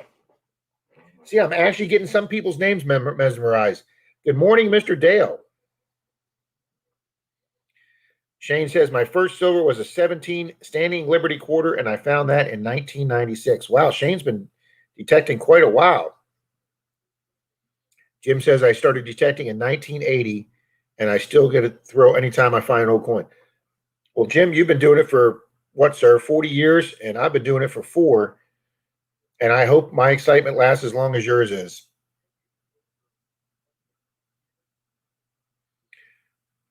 Wow, Susie's only found 4 Wheaties. Susie, I'm sorry I couldn't have got you on better ground when you came down here to dig with me. I door knocked several houses when Susie was with me, and fortunately nobody was home. And I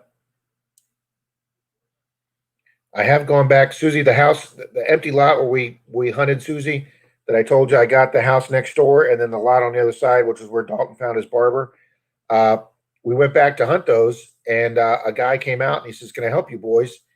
And I said, well, we got permission to hunt this empty lot here. And he goes, oh, well, I have since bought that lot. And I go, oh, well, we got permission to do the lot on the other side of your house. He goes, I bought that one too. And then he says, then I bought this house. And I said, oh, well, we had permission on all 3. And then I told him what we were doing. He goes, well, then you can keep your permission, boys, and keep doing all three lots. And he let us have permission, even though it changed ownerships. And then the guy who used to own the one lot, he heard our beeps and he came out and he says, what are you boys doing? And I said, sir, I'm the guy that asked you for permission a few months ago to hunt your back lot here on the other side of your fence. And he goes, well, yeah, but I would appreciate it if you would have came back and asked me again this time. And I go, well, from what I understand, you don't own this anymore. And he stood there and he looked at me and he turned around and he left. And I didn't mean to be a smart ass there, but the guy's asking me to ask for permission on a piece of property he doesn't even own anymore.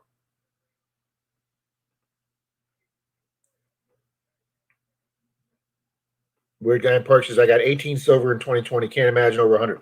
I know, me neither. I think, and I'm not even sure, I got in the 20s last year, like 24, 27. Dalton just rocked it last year. But guys, I'm going to try and get out more this year, and we're going to try and get on some old permissions. And now that Dalton's got that new little 6-inch coil, him and Troy both got the little sniper coil for the Knox. They're going over some grounds we've done before, and they're finding some more finds.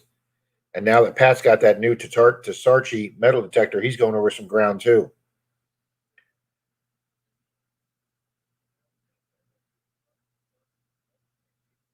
That's a cool little sentiment, Kay. That's very cool. Good morning, Mr. Dale.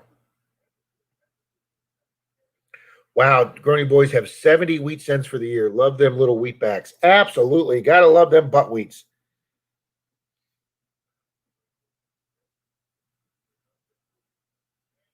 Yeah, guys, I went to Clearwater Beach yesterday, and I wasn't finding hardly anything till I got that little beauty towards the end of. Ooh, look, it's even sparkling off the camera, off the red lens.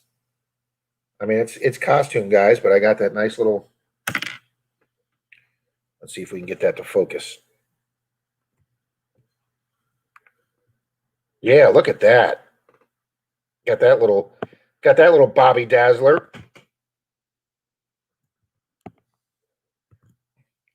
And then I was hoping this rang up gold on the Knox. This rang up a 10 on the Knox.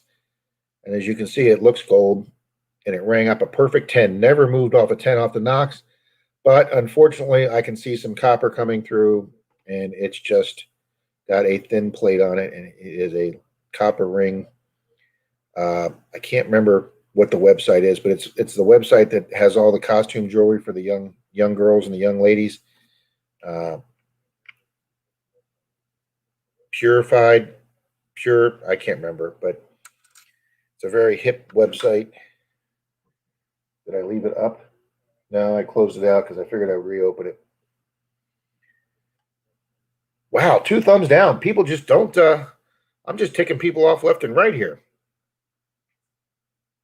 Good morning, Mr. Scott. Good morning.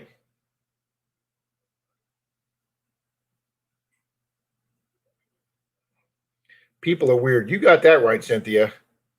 Scott says, I went to my beach today and we have a 20 to 25 foot drop in the sand. Wow, can't even get down to the beach. That is crazy, Scott.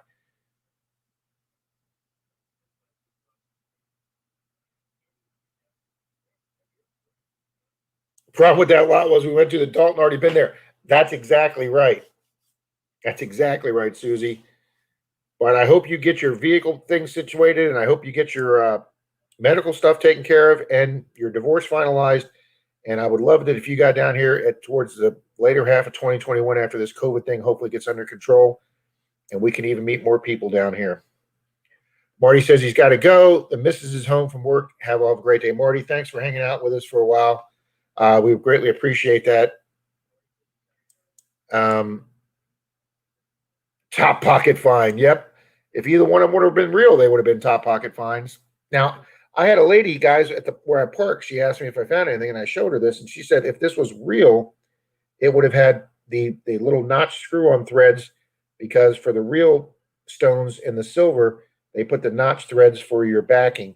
I don't know if she's right or not. I've never heard that before, but she could be right. I don't know crap about jewelry, but just another little piece of information I learned yesterday. Just amazing where different information comes from. Susie says she now has the 9x5 coil for the simplex to kind of get in between the trash better. Yeah, Susie. Everybody I talk to that uses these smaller coils, especially in trashy areas, they love these smaller coils.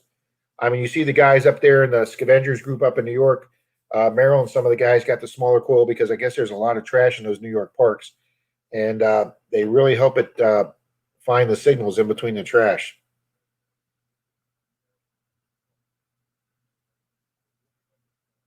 I know, Susie. I saw that. I don't understand. I mean, I look at channels that everybody loves, like Green Mountain Metal Detecting, and he'll have 600 thumbs up and 2 down. And I'm like, who the hell is going to give a thumb down to Brad at Green Mountain Metal Detecting? The guy does the most beautiful professional videos and is about as honest and open a guy as you can be. And if you don't like his videos, just crawl back under your rock. I mean, just don't go away mad. Just go the freak away, okay?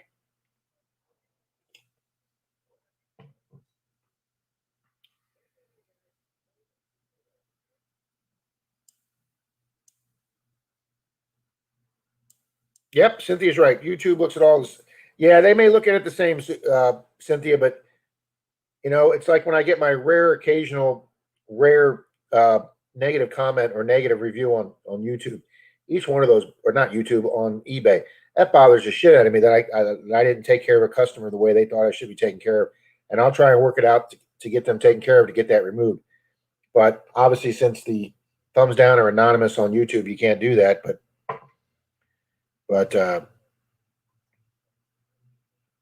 oh, really? Vegas? I did not know that. Rob, the thumbs down are more than likely bots. They come and go.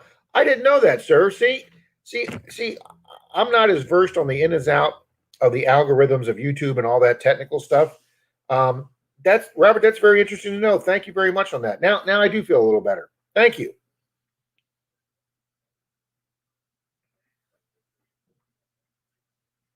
So, like I say, guys, you learn something from people everywhere, every day.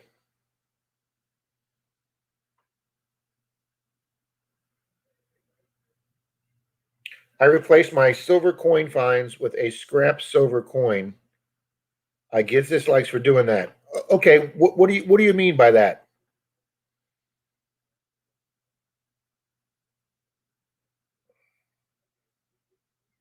Same with the Stealth Diggers, Rob. They do beautiful videos and donate to museums and historical sites. I know. I watch Stealth Diggers. I don't understand. First off, I don't understand if you're planning on giving a channel a thumbs down, unless it's a bot like Vegas was talking about. Why are you spending your precious time watching somebody's channel that you're going to give thumbs down to? I mean, I guess maybe they could say something that offended you. Maybe I said something today that offended somebody else. I don't know. I try and stay way the hell away from politics here, because like we said once about a certain VD channel, when he went on that big political rant, he lost 300 subscribers. And guys, it doesn't matter if you're on the left, if you're on the right, if you're very passionate about your political feelings and you put that on a channel, you are literally going to this country almost is 50-50 for people right now that think a certain party is doing a good job, and you're going to lose half your I mean, if you want to do politics, do a separate channel. Jealousy and angry people, I guess okay. I'm sorry folks, life's too short not to be having a good time and not to be doing what you want. Guys, when I had my video store at a big tourist flea market, Denise and I had a video store. I sold videos for 13 and a half years. I made my living from a flea market selling DVDs and videos. I still have an eBay store now that has videos on it. Same name, FL Thunder. I don't tout it here and cross promote those. I may when I get more videos on, but right now I've only got about 100 videos on my eBay store. But guys, for a while, I spent 13 and a half years every weekend at my video store at a flea market. And obviously the people that owned that flea market were millionaires. Okay. They'd had this flea market in their family for 40 years. And then I also had the flea market when I was working at Disney. Well, I got some great discounts at Disney. So once their daughter found out about that, she was a big Disney fan, and I would help her get a hotel at Disney at my discount rate, which I was allowed to do. But I got into a big conversation with her mother once, who was a very, very, like I say, very wealthy person. And I was talking about how somehow Good Will Hunting came up, and how I was talking about it was such a great character, and Robin Williams' teacher was so inspiring. And then she cut me off and she said, that was a horrible movie. He was a horrible teacher. I go, oh, what are you talking about? Well, that boy committed suicide because he taught him to think outside the box like that. I go, Rob Williams didn't cause him to commit suicide. His father being so overbearing and saying, this is what you're going to do, and you have no say-so what your life and your career is going to be. That's why he committed suicide. And guys, I feel the same way. If you can't be happy, you can't do it. If you can find a way to be happy and make money at what you're doing at the same time, then thumbs up for you.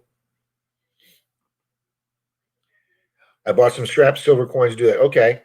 Yep. Half the people out there are idiots. I agree, Jim. Scott says, I just put up a video for the beach today with the big drop in the sand. Scott, I will definitely go watch that. You are now the 5th video that I'm going to go watch today that have sounded interesting.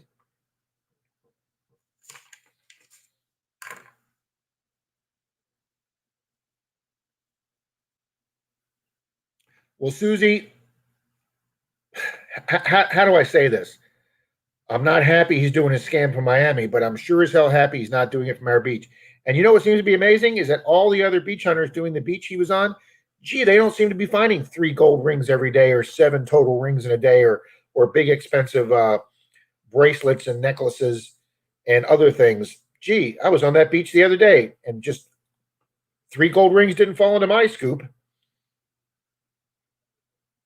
Oh, I'm thinking, yes, thank you, Pat. You're right. Dead Poet Society. How the hell did I mix up those channels? Right. Of course, Good Will Hunting is a great movie too. But yes, you're right. Rob Williams and Dead Poet Society. Thank you, Pat. Boy, I screwed that one up, didn't I? But yes, I love Dead Poet Society and Goodwill Hunting. Written by Matt Damon and Ben Affleck themselves. And then they got that's when they got their first Academy Award for that movie. Maybe the pawn shops in Pinellas cut off.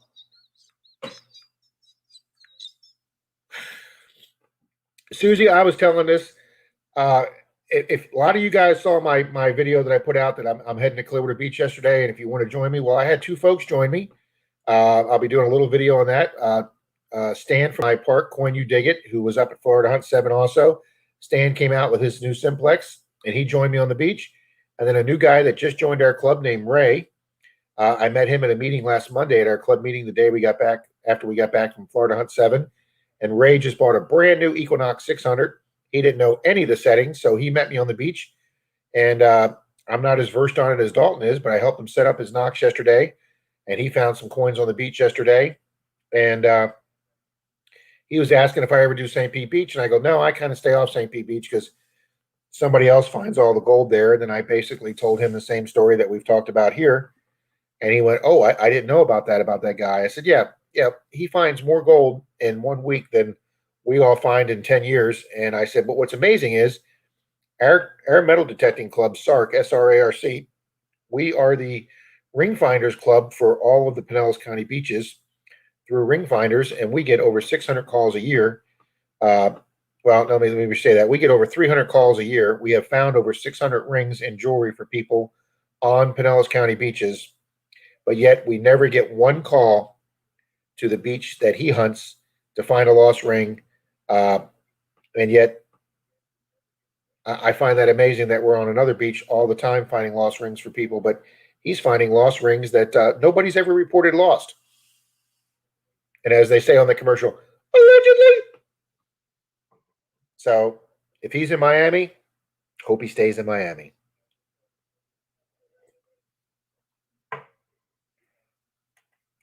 Clearwater Beach is the only saltwater beach I've been to. Well, if that's the only beach you've been to, that is the most beautiful beach in the world. I love Clearwater Beach. Spent the day there yesterday, and with spring break starting next week, I'm going to be doing a lot of hunts down there. It's going to be busy. There's several of us that are going to be hunting Clearwater Beach, and we're hoping to get some good finds. Yes, Melissa, you met Stan. He is awesome. Stan's a nice guy. He's a very interesting guy. He's had a very interesting career working for the Defense Department. He's traveled all around the world. Thank you, Pat. They are both great flicks. Casey L., good morning this morning.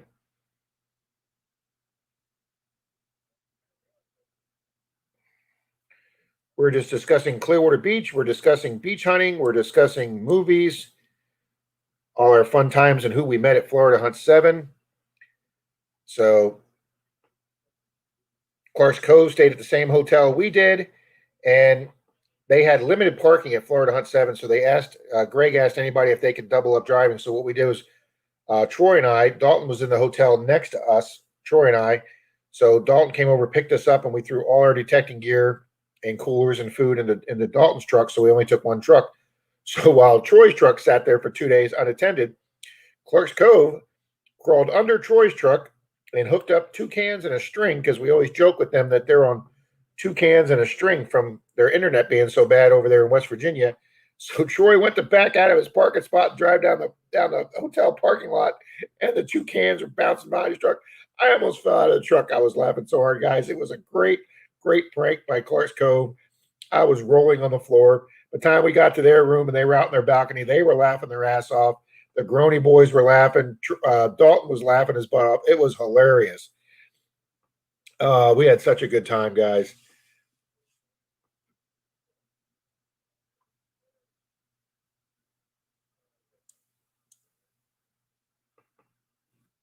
I mean, the metal detecting was almost ancillary on the side, because we just had a good time. We had about 18 people show up for the Crafty Bastards sports and beer bar that I made the reservations at, that my neighbor knows the owners, and they took good care of us. We had really some good food there. Pat and his wife came over with the couple that the gentleman that invented the Torsace metal detector. Him and his wife met Pat for dinner, and the 4 of them had a really nice dinner there. And the Grony boys came over, and Charlie was there with his dad, and Troy and TJ, or not TJ, but Troy and Dalton, and a few other people. We just had a really nice time, guys. Oh, Dennis caught them. Well, they did it to Dennis's van too, because when Dennis went to back out one time, we heard it Dennis's vehicle, and that's when we first started laughing, Cynthia. So they may have caught him, but they did get it on there because when Dennis went to leave in his van. Oh, good morning, Randy. I was giving you a comment earlier, Randy, that I thought it was a really nice compliment, that it was really nice that you were going to go up to pick Shane, but too bad you got snowed niced in. But maybe you two can make it next year. I would love it if you could come.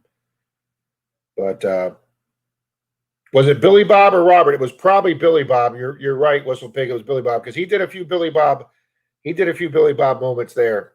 And the guys, I guess they did a stream Sunday morning right before we met them at the.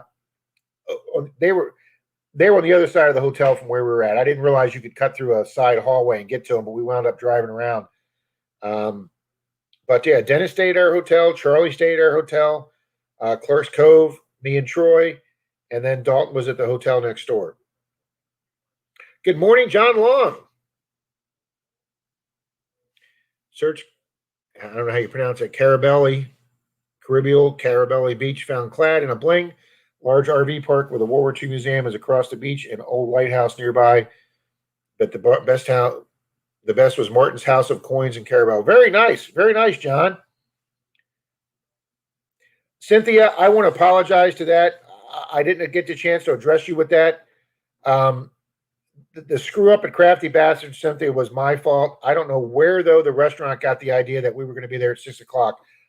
That had to be their own thinking for dinner. I never told them we'd be there at 6 because I knew we'd be out in the field, or that the raffle prizes would go on to at least 5:15, 5:30 at Florida Hunt 7, and they did.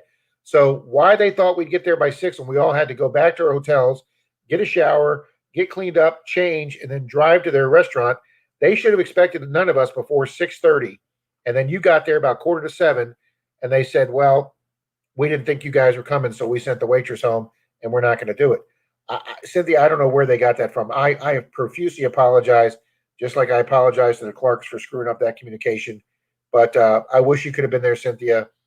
We did make a good night of it, and I supremely apologize for you not being able to stay there and get there. I don't know why they just didn't ask you to sit down and have dinner.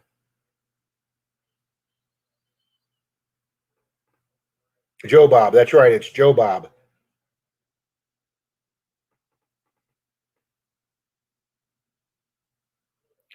Well, Tommy did a great job trying to. I know Tommy was there too, and Tommy was on the phone when I got there. He was on the phone with the Clarks trying to direct them there, and that was my error with the Clarks. I've already apologized to them, and we've already worked it out. I thank them for their magnanimous dealing with that, but I wish they would have let the Clarks come get them because we were only 4 miles away. And I know he was on the phone with you. Tommy did a great job trying to play direction guy and GPS guy. But I was pretty pooped too, Cynthia. I had that one beer at the restaurant. I told everybody I was going to have a draft beer, and I did. I got one of them craft beers that they call it. It had kind of a tangerine taste to it. It was really good. But guys, that beer knocked me out. Troy, we went back to the hotel room. Troy looked over. I was in all my clothes from hunting and my shoes, and I fell asleep with my phone in my hand, texting Denise, and Troy just came over, took the phone out of my hand, and I was already asleep. That beer knocked me out. So I was pretty tired too, Cynthia.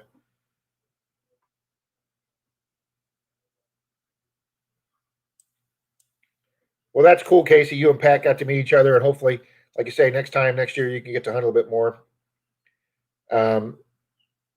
So the problem when you get a hunt like this, guys, if you want to call it a problem, is there's so many great channels that you want to hunt with. You don't want to offend the other person to go hunt with these people, but yet you don't want to. You can't show up with 15 people. And we had that problem. We went to go door knock. We decided to skip the Sunday hunt at Florida Hunt 7 because we weren't finding that much stuff. So we went. Good morning, Howard, and how are you guys doing, and Janine? And Dennis is back too. Great. So when we went door knocking, the Weedy Boys went to a certain location that Greg gave them, and they invited us there because it was a big area. And then the Groeny Boys were heading out, and then Troy Dalton and I headed out, and then Troy got us a permission on an old church.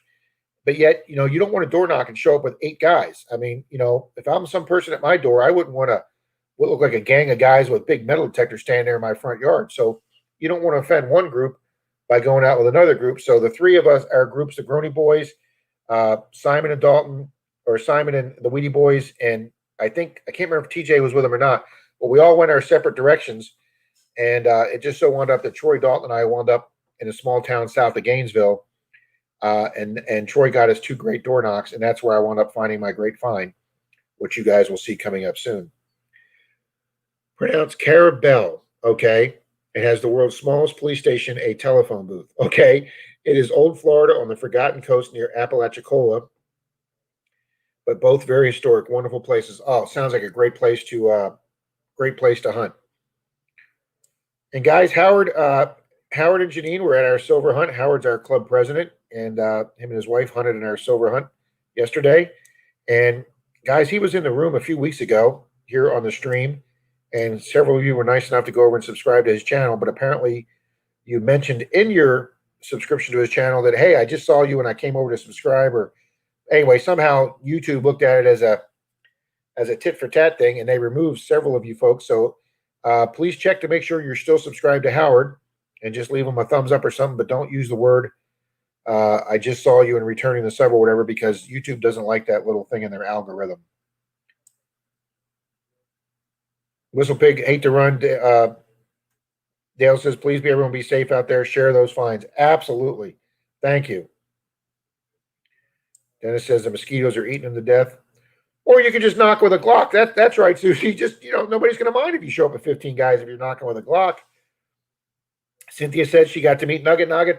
That's right. I forgot that, Cynthia. Thank you for reminding me. Michael, who's Nugget Noggin, he was there. Britton from Depths of History, I didn't get to meet him. And Brandon from Adventure Archaeology. It was epic. Cynthia, there were some great channels there. I had never met the Groeny Boys before. KG and Ringy were there from the old National Geographic channel Diggers. They now have a YouTube channel, and I think they're on a different channel. But they were at the meet and greet, Ringy and KG. They're pretty animated in their videos. They're kind of a little over the top. But guys, I got to talk to them for a few minutes and get a picture with them. You'll be seeing that coming up soon. Really down to earth, nice guys.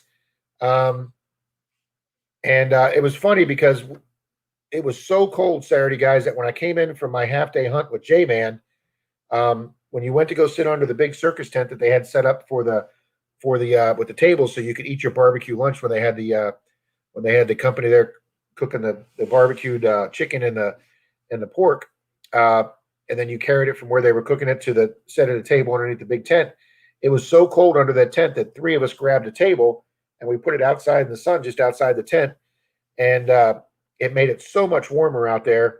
And Troy came over and was having lunch with me, and Nugget Noggin, Michael came and sat down at a table a few feet from us inside the shade, and we asked how he was doing, and he said, I'm doing pretty good. And somebody said, how's your channel doing? He goes, I'm pretty good. I'm stuck right at like 724,000 right now. I'm stuck. And Troy started laughing. He goes, I'm stuck at 400. So we all were laughing about that. Wow, both Susie and Cynthia said that Nugget was the one that got them interested in detecting. That's great. I've been following him since he was 14. Cornworld UK, good morning. I guess over there it's good afternoon. I always get behind on the chat when I start telling stories, guys. He was one of the first channels I started watching. Him and JD's Variety Channel, I think, were the first 2 channels I found when I first started detecting. And I just thought it was so cool with him in that canoe or kayak, doing all the rivers and picking up all the trash. That was the thing that impressed me with Nugget Noggin first. For being a young guy, he's so environmentally conscious, and he doesn't pass up anything in the river. If he finds a can or a bottle tap or a bottle or pool tab, he picks it up and puts it in his gear in that kayak, and that impressed the hell out of me. There's another guy that does rivers that literally shows you the trash and then drops it back in the river, and that pissed me off, and I stopped following him. I'm not going to mention any names, but he's a guy that does rivers just like Nugget Noggin, but he doesn't pick up the trash. And that's where I really liked Michael. So yeah, I could see Susie and Cynthia why he would get you into the detecting. But welcome, Coin World. Well, Susie, I didn't sit under the tent. I was outside in the sun. And when I went to the invocation in the morning, Susie, where we had like 250 detectors standing around while they were doing the instructions and the prayer, I had my mask on the whole time, as I promised Denise I would. And it was only till me and J Man were out in the field by ourselves that I took my mask off. And then when we entered the restaurant for the Saturday night, I don't know about if Cynthia remembers this, but there was hardly anybody in the restaurant in Gainesville wearing a mask. I don't know if it's not a big thing in Gainesville or whatever, but there was hardly anybody. But I wore a mask all the way back to the table. We are doing awesome, Corner World. We've had some great weather finally hitting around here lately. It's in the upper 80s, mid upper 80s here in Florida and Texas and Virginia, and all those other places are. The snow is gone and the temperatures are coming up. Kay says she thinks Michael was one of the very first. Same with me too, Kay. He just seems such a nice guy. To what? Sell them, give them away. I don't care. And you're just gonna put everything good. Yeah, he asked if he could have that. Excuse me, guys. He asked if he could have that. What I said, if Denise says it's okay, she wants to get it out of here. That's great. All right, yeah.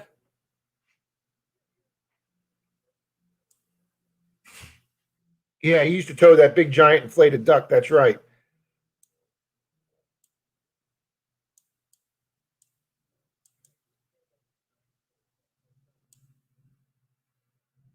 Cynthia says she's doing amazing. That's great, Cynthia. It's been really cold over there. Send us some of this summer. Well, we got plenty to send you, Coin World. We got plenty to send you.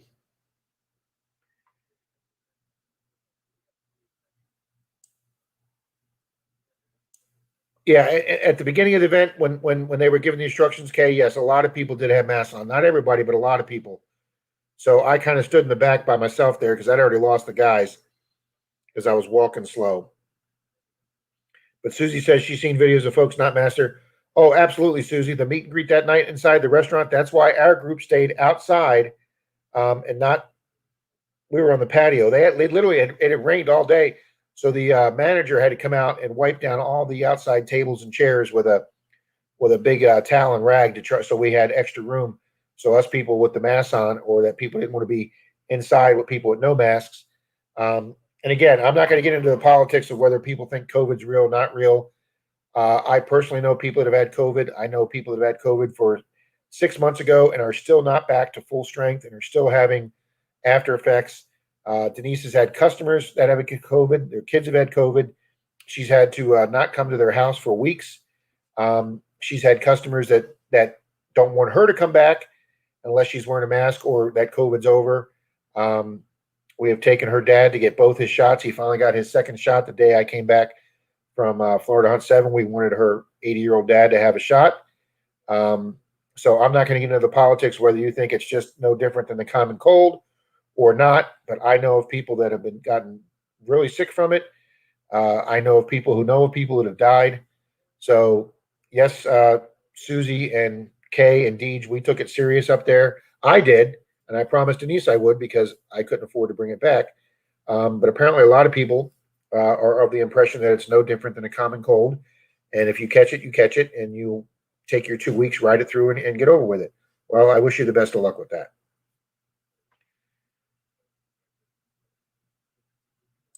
And that's my little rant, and I'll stop there. JD and Nugget both have great channels. I would add that Robert Ferguson to the list. If you like gold prospecting, add Two Toes and Clash Guitars. Yes, John Long, I've watched Clash Guitars. It's really weird. He doesn't want to change his channel name, even though he's a gold digger and prospector, but it's called Clash Guitars. So it's kind of hard for new people to get to know him, I think, because the name's got nothing to do with what he does, but he's got a good channel. You're right. And yes, Susie Q is the one that turned me on to Robert Ferguson. She knows Robert Ferguson, and she told me about his channel, and I do watch Robert Ferguson. Nice guy, super nice guy, and he's always excited to find something good, guys. And he lives on a limited budget, and he uses some of the change in the gold he finds to help him to help him get by. And I think that's great, guys. I remember 4 years ago when I was a brand new newbie in this and I started hunting parks, I literally thought that I could make enough money metal detecting just finding clad that I could live on it. And I had some guy come up to me that said he detected for years. And when I told him my story, he just laughed at me, because he knew better. He knew, I mean, if Dalton has a good month, he finds $30 in clad, and that's about what I found. And yeah, that's enough that if you save up for 4 months, you can get yourself a pinpointer or a sniper coil or something. But you're not making 40, 50, $60 a day out there. I mean, if you lived in Australia or England where they have those $1 and $2 coins and you hit a park and you found $32 coins, yeah, that's a different story every day. Cynthia says it's 76 in Georgia right now. That's awesome.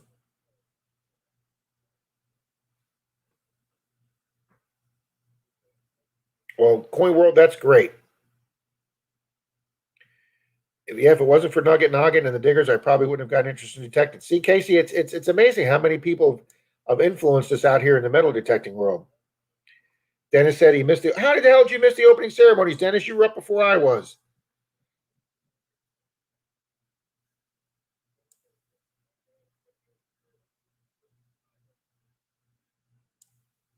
Yes, Kay, I'm glad that there's shots at everyone. And I'm happy that Johnson & Johnson got approved emergency approval yesterday, which makes a third vaccine. I'm happy that the United States is up to 70 million people vaccinated.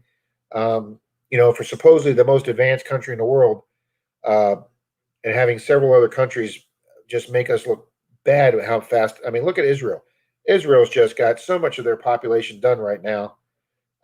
They've been a real model for this.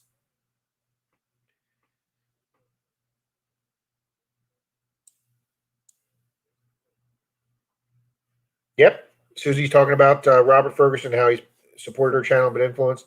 And she talks to him several times. Susie's the one that turned me on to Robert's channel.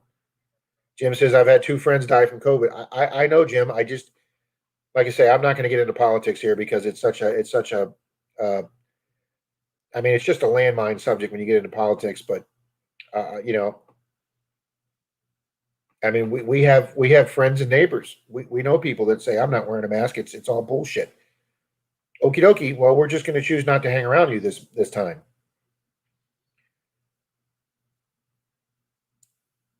COVID is very real. Yep. Yes, Kay. I actually saw that stat too. They said that cases of the flu have gone down literally 99% of the time. I did not get the flu this year. Of course, it's February. I've usually had it in December or January. Denise did not get the flu this time. This time last year, I had just gotten over bronchitis. Now, I thought it was bronchitis. It could have been early cases of COVID before they reported it. It was the first time I'd ever gotten my annual flu in December or January. I got it every year. I take over-the-counter drugs for 10 days or so, 2 weeks, and you get through it. And it was the first year that I couldn't break it last January. And Denise made me go to a walk-in clinic, and the PA there took a swab, and she diagnosed me with bronchitis. I'd never had bronchitis in my life. And she said, a good thing you came in because in another week or so, this could have turned into pneumonia in your lungs, and then you'd have been in the hospital. And guys, she put me on steroids for the bronchitis and antibiotics. And it took, my normal 10 days, 2 weeks to clear it up, but it took prescription drugs instead of over-the-counter stuff. And Denise and I wondered, if we had an early case of COVID before it got known about in March. And there's a lot of other people that got sick last year in January and February that wonder if they had it. But yes, I didn't get the flu this year. And why? I think it's because everybody's wiping things down. Everybody's using Clorox and Pine Sol and disinfectant. COVID's an airborne thing, but everybody seems to be wiping things down with their hands and the tabletops where you're not going to get it. But that has helped the flu tremendously. And if the flu cases are down 99%, that is one positive thing that's come out of this whole thing is that flu's down. Because the flu's not good for older people either.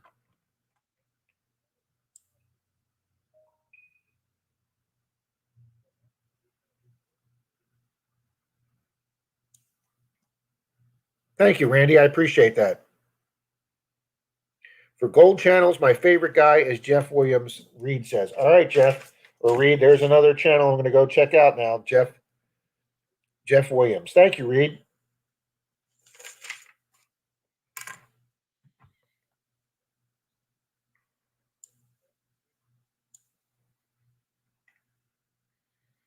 Okay, Cynthia knows who Jeff is too, so now I got to go check the guy out. I know, Casey. Too bad we don't use dollars and coins. I've only found six. I found 6 Sacagawea dollars in 4 years, and I have found one presidential dollar coin. That's it. So $7 coins in 4 years. Uh, Dalton was just doing a hunt with me the other day, and he actually found a Sacagawea in that park. Yeah, for some reason in our country, just dollar coins have never. Well, of course, they're not going to take off when they're the size of the Eisenhowers, back the same size as your Morgan silver dollar. But our Sacagaweas and our Susan B. Anthony's and our presidential dollar coins are just a little bit bigger than a quarter, but they still just don't seem to go over, even though a coin compared to a dollar bill lasts, what, 5-10 times longer?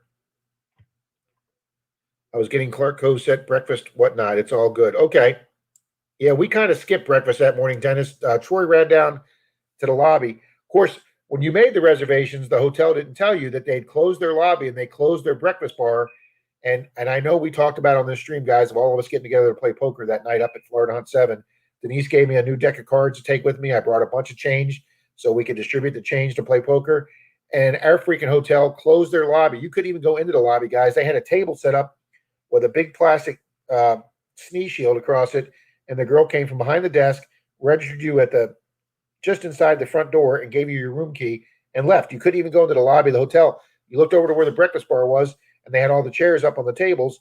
So what they did in the morning is Troy went down there. They had a coffee machine at that table, and then they had little to-go bags that had a blueberry muffin, a granola bar, and a bag of pretzels.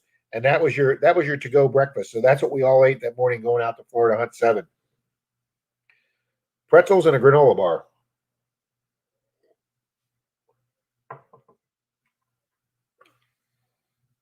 And Susie says what Robert did to help his mom. He is a very humble person, Susie. You're right. Good morning, Mr. Mike. Good morning. Long time no see. I was in your stream last night having a good time.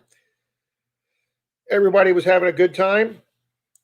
We have had half our county done here. Well, that's great. We can't say that here in Florida, but I'll tell you, we took Denise's dad down. I took her down to get his first shot, and then Denise took him to get his second shot. And the city we took him to is called Pinellas Park. Susie's aware of it. She lived right down that way for a while. She's very familiar with Pinellas Park. Not that big of a city, guys.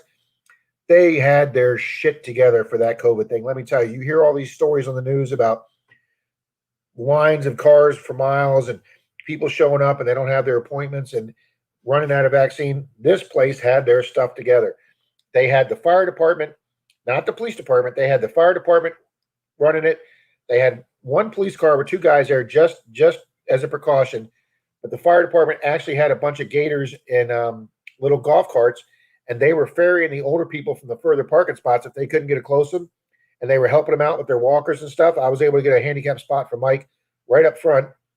You showed up with your little appointment thing. They checked your appointment thing, did a temperature of your forehead. You went right in the building, got your shot, and then they had you sit there for 15 minutes to make sure you're okay.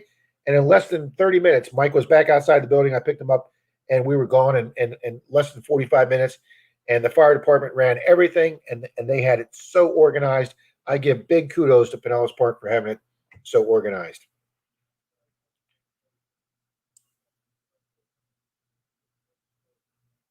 See, now I found, yeah, Mike, you do sound busy. Diggin' Richmond, welcome. Good morning, Diggin' Richmond. I'm only 5 minutes behind. It's because everyone has been hand washing, constant cleaning, and social distancing. Absolutely. I couldn't agree with you more, Richmond. Couldn't agree with you more. Dennis says he has the flu now. He sucks. I hope it doesn't become something more. Dennis, please take care of that, buddy. Cynthia said her daughter had COVID. It's no joke. No. And people, if you know somebody that had it, you know it's not. Kay says she prays that by mid-2021 that COVID will be but a bad memory and stays that way forever. I here, Kay. God bless. I hope so too.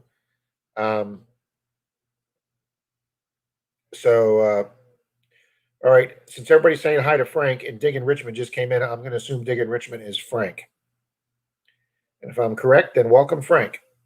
And why Gold's Metal Detecting and Adventures here. Good morning, sir.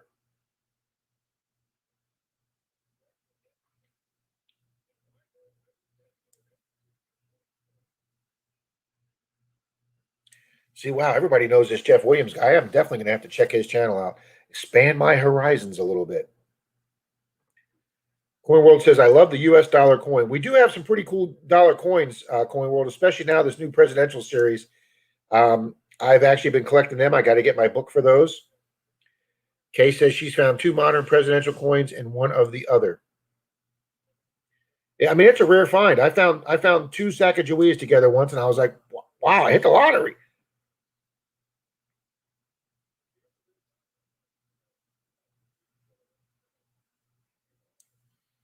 Rob, we have the same up here in Canada.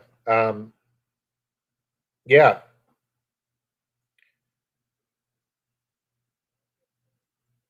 Yes, Randy, wow, you guys are making such good comments. Randy, I completely agree with you too. I just think it's you're right, it's the weight a little bit of, it's not that much heavier, but it is heavier and it's thicker than the quarter. And also, I'm not sure if vending machines are set up to take the dollar coin. I would think they would be. I remember the reason that half dollars were used so much back in the 60s and 70s when they made a lot of them is because first off, you could put the half dollar directly into your slot machines in Vegas before they went to tokens. So, I mean, obviously, just Vegas and Tahoe, using all those, were going to do it, and all your vending machines took them. So that's why. And then eventually, when Vegas shut down and went to using their own tokens as opposed to dollars, and then vending machines stopped really as they went out of print. Yeah, your half dollars basically became what they call your NIFCs now. You're not intended for circulation, just for your collectors. I'll be quite honest with you, I'm not even really sure why they still make the half dollar. Treasure Outdoors, good morning, Robin friends. Good morning to you too. Demon Rat, Dale says, I was sick in November. No, Cecil Rat. Cecil, I'm sorry. Says he was sick in November 2019 before COVID was the thing. Yeah, Cecil, me and Denise got it in January, and we were told it was bronchitis and a viral infection. So that's what COVID is. So it could have been. And I'm not going to get into the theories and everything like I say here, guys, because I don't want to get into politics. But it's great news that Cynthia's daughter's gotten better. When I was a child back in the 50s, we liked our Morgan and Peace dollars. We also like to spin our silver coins on the counter to hear the sound. Today's youngsters have no idea. You're right, John. I just recently found out that the reason your big banks in the old days, 30s, 40s, and 50s, had the big, well, of course, your banks were big official-looking buildings. I mean, they were hallowed grounds for the transfer of money and wealth. But your bank tellers that you came up to that had the marble counters, because your silver, where the hell's my silver quarter? Your silver, if you put silver down on a marble counter, it makes a difference. It makes that beautiful, beautiful silver tinking sound. And if you listen to guys like Half Dollar Make You Holler that do the silver rolls, the first way they check them is when they take them out. They just do them like a deck of poker chips or coins. And if you do that and there's a silver in there, guys, you can hear the difference when that silver hits one of the other clad coins. You just know there's silver in that roll. And you're right, John. It made a beautiful sound. And it's exciting as hell to find one of those big silvers out of the ground. I've never found a silver dollar. Troy has one, and Howard, our club president, Epic Adventures in Paradise. I was with Howard when he found it. Boy, he called me out.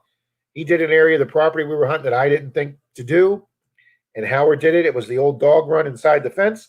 Of course, 100 years ago, it wasn't a dog run, guys, back in the 1920s, and he pulled that beautiful peace dollar out of that backyard. Congrats, Howard.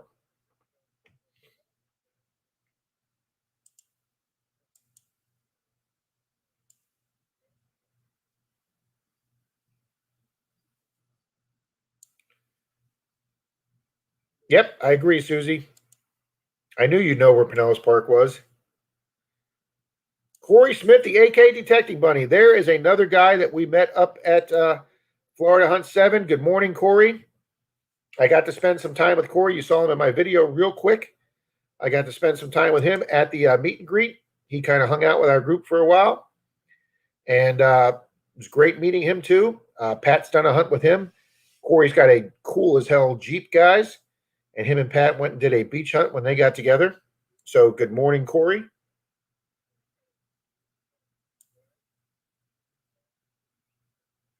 So she says she's lost 4 relatives and close friends to it. I know my older sister had a good friend get it. Miss Gina McKinney. Good morning, Miss Gina McKinney. Thanks for joining us. Guys, we're going to go on for about another 10 minutes right before Marlon stream starts. And we're going to turn it over to Marlon at 11:30. I don't want to step on his toes. But it was great that Gina got here and Weigold got here and Diggin Richmond and Treasure Outdoors all got here.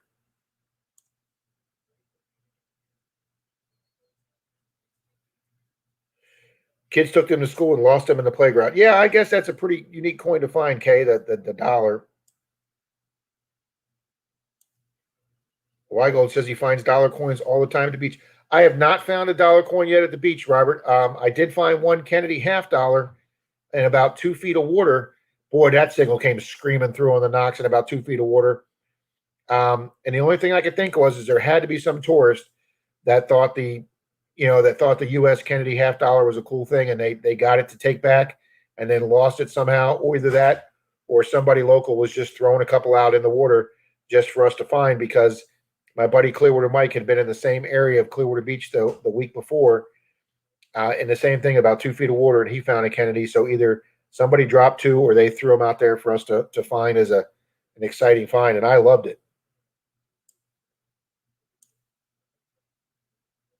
Lost Ways Detecting and Treasure Hunting. Good morning. I met a guy at the leather store yesterday that had the vaccine the day before, and he was struggling with the side effects, but still has to be better than catching COVID-19. Yeah, they said I guess they said they can last up to 24 hours. Luckily, Denise's dad, he did pretty good with them. He didn't really have any side effects, D. He was a little tired and a little sore when we got the shot, but I think it's a good idea that they're making people wait 15 minutes to make sure that your body doesn't have an adverse reaction.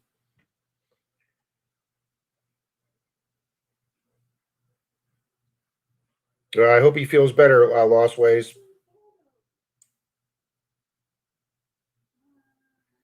Well, that's cool, Susie. Vending machines and the interstate rest stops take dollar coins. Well, that makes sense. The laundry machines in my town now take dollar coins. Oh, well, that's cool, Jim. Last year, Robert found 6 Sacagawea coins, 2 presidential coins, and 1 Susan B. Wow, that's more than I've found in my entire detecting career. I haven't found a Susan B yet. 6 Sacagaweas and 1 presidential coin in 4 years. Our local light rail train stations uses and give dollar coins as change. Well, that's cool, Robert.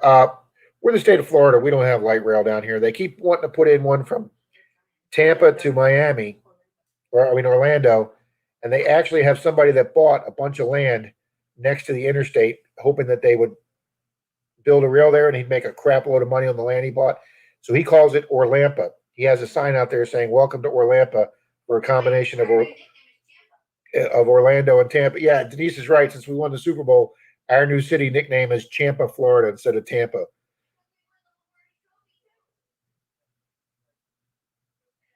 Well, what's the Lombardi got to do with Champa?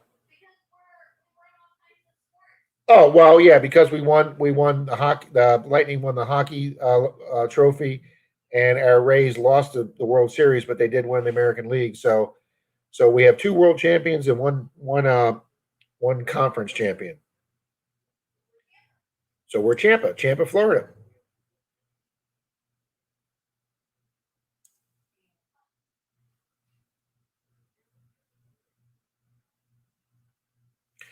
Yes, Diggin Richmond, I'll agree with you there too, sir. You're right. Man, I'm 6 minutes behind again. The only people that complain about our money being all the same color is foreigners. Even the Canadians don't like our money being all the same color and the same size, because it's easier for them to just feel the bill by the size and the color. But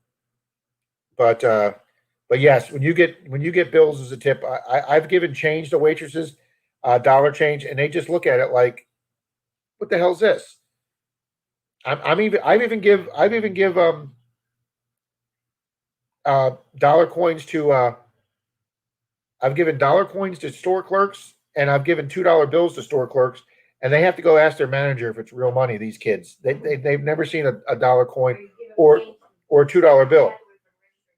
Or yeah, if your bill's like 11.17 and you give them 21.17, they're just standing there dumbfounded, not realizing you're gonna get a $10 bill back. They actually start giving you $9 and counting out the change, and I'm like, no, I made this simple for you. Just give me a 10. And they're thinking you're trying to do some quick change, because if that machine doesn't give them the right answer, they don't know how to count change for you. What? Denise would say.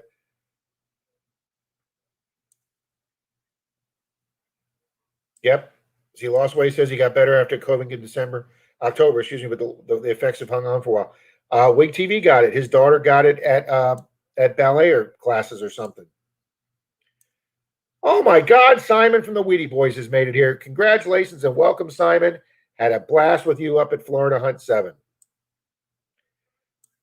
Susie's got to go list stuff on some eBay and get her fundraiser stuff going. I hate asking people to help financially, but I have the car. Guys, Susie's having a live stream at 4 p.m. today on her channel, doing some auction stuff to raise some money for herself. So guys, go check out Susie. She's doing the early pre-launch at 4 p.m. All righty, Susie, good luck.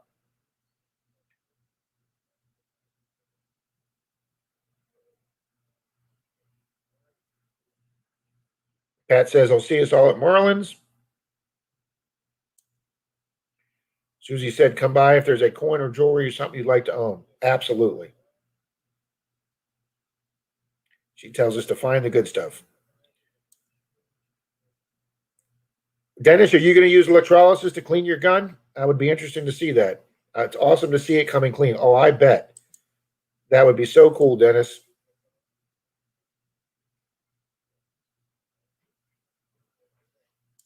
I got to remember to turn these off before I scroll through my comments and it disappears.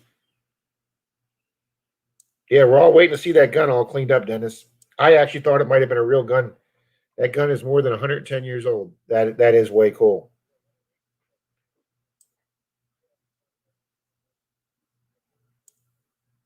Okay, Dennis is saying you're going to have to wait to see it for the reveal, so then he's going to tell us. What did I say, Kay? Did I not say the Stanley Cup? I could have said something, Menardo.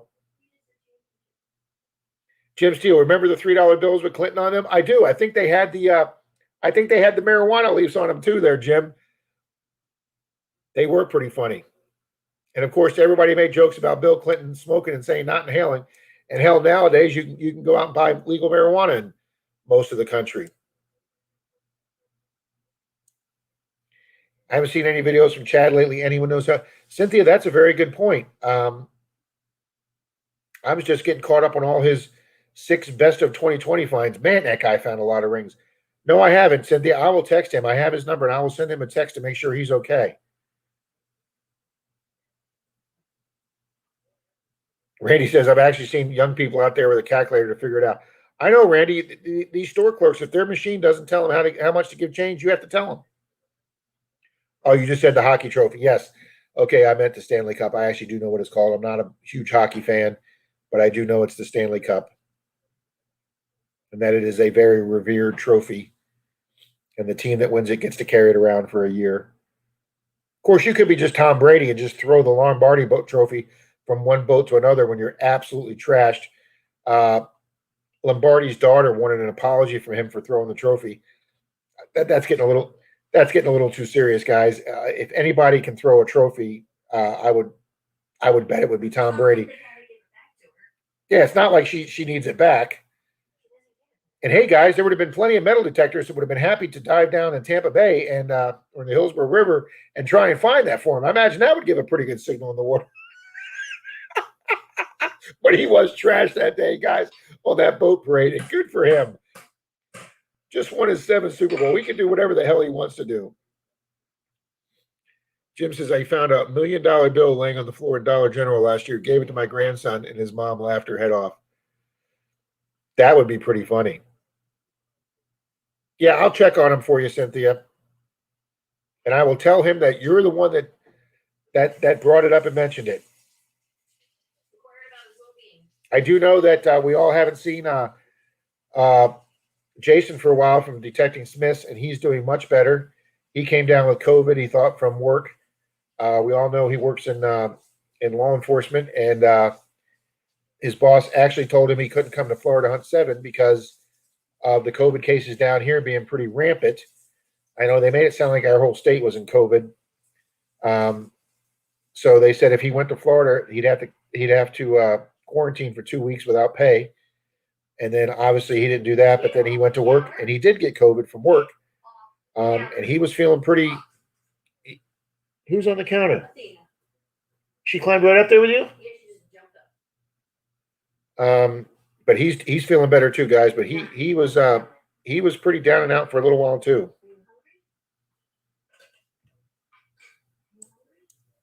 All right, guys. Well, it's 11:29. I appreciate you 23 folks that are still here. So let's go ahead and head over to Marlon's channel, Mayor Videos, Maer. He does a stream at 11:30, and he's going to have some really good guests on. Brandon from Alabama Dirt Diggers hasn't have a video on. In the word of Jeff Williams, let's go.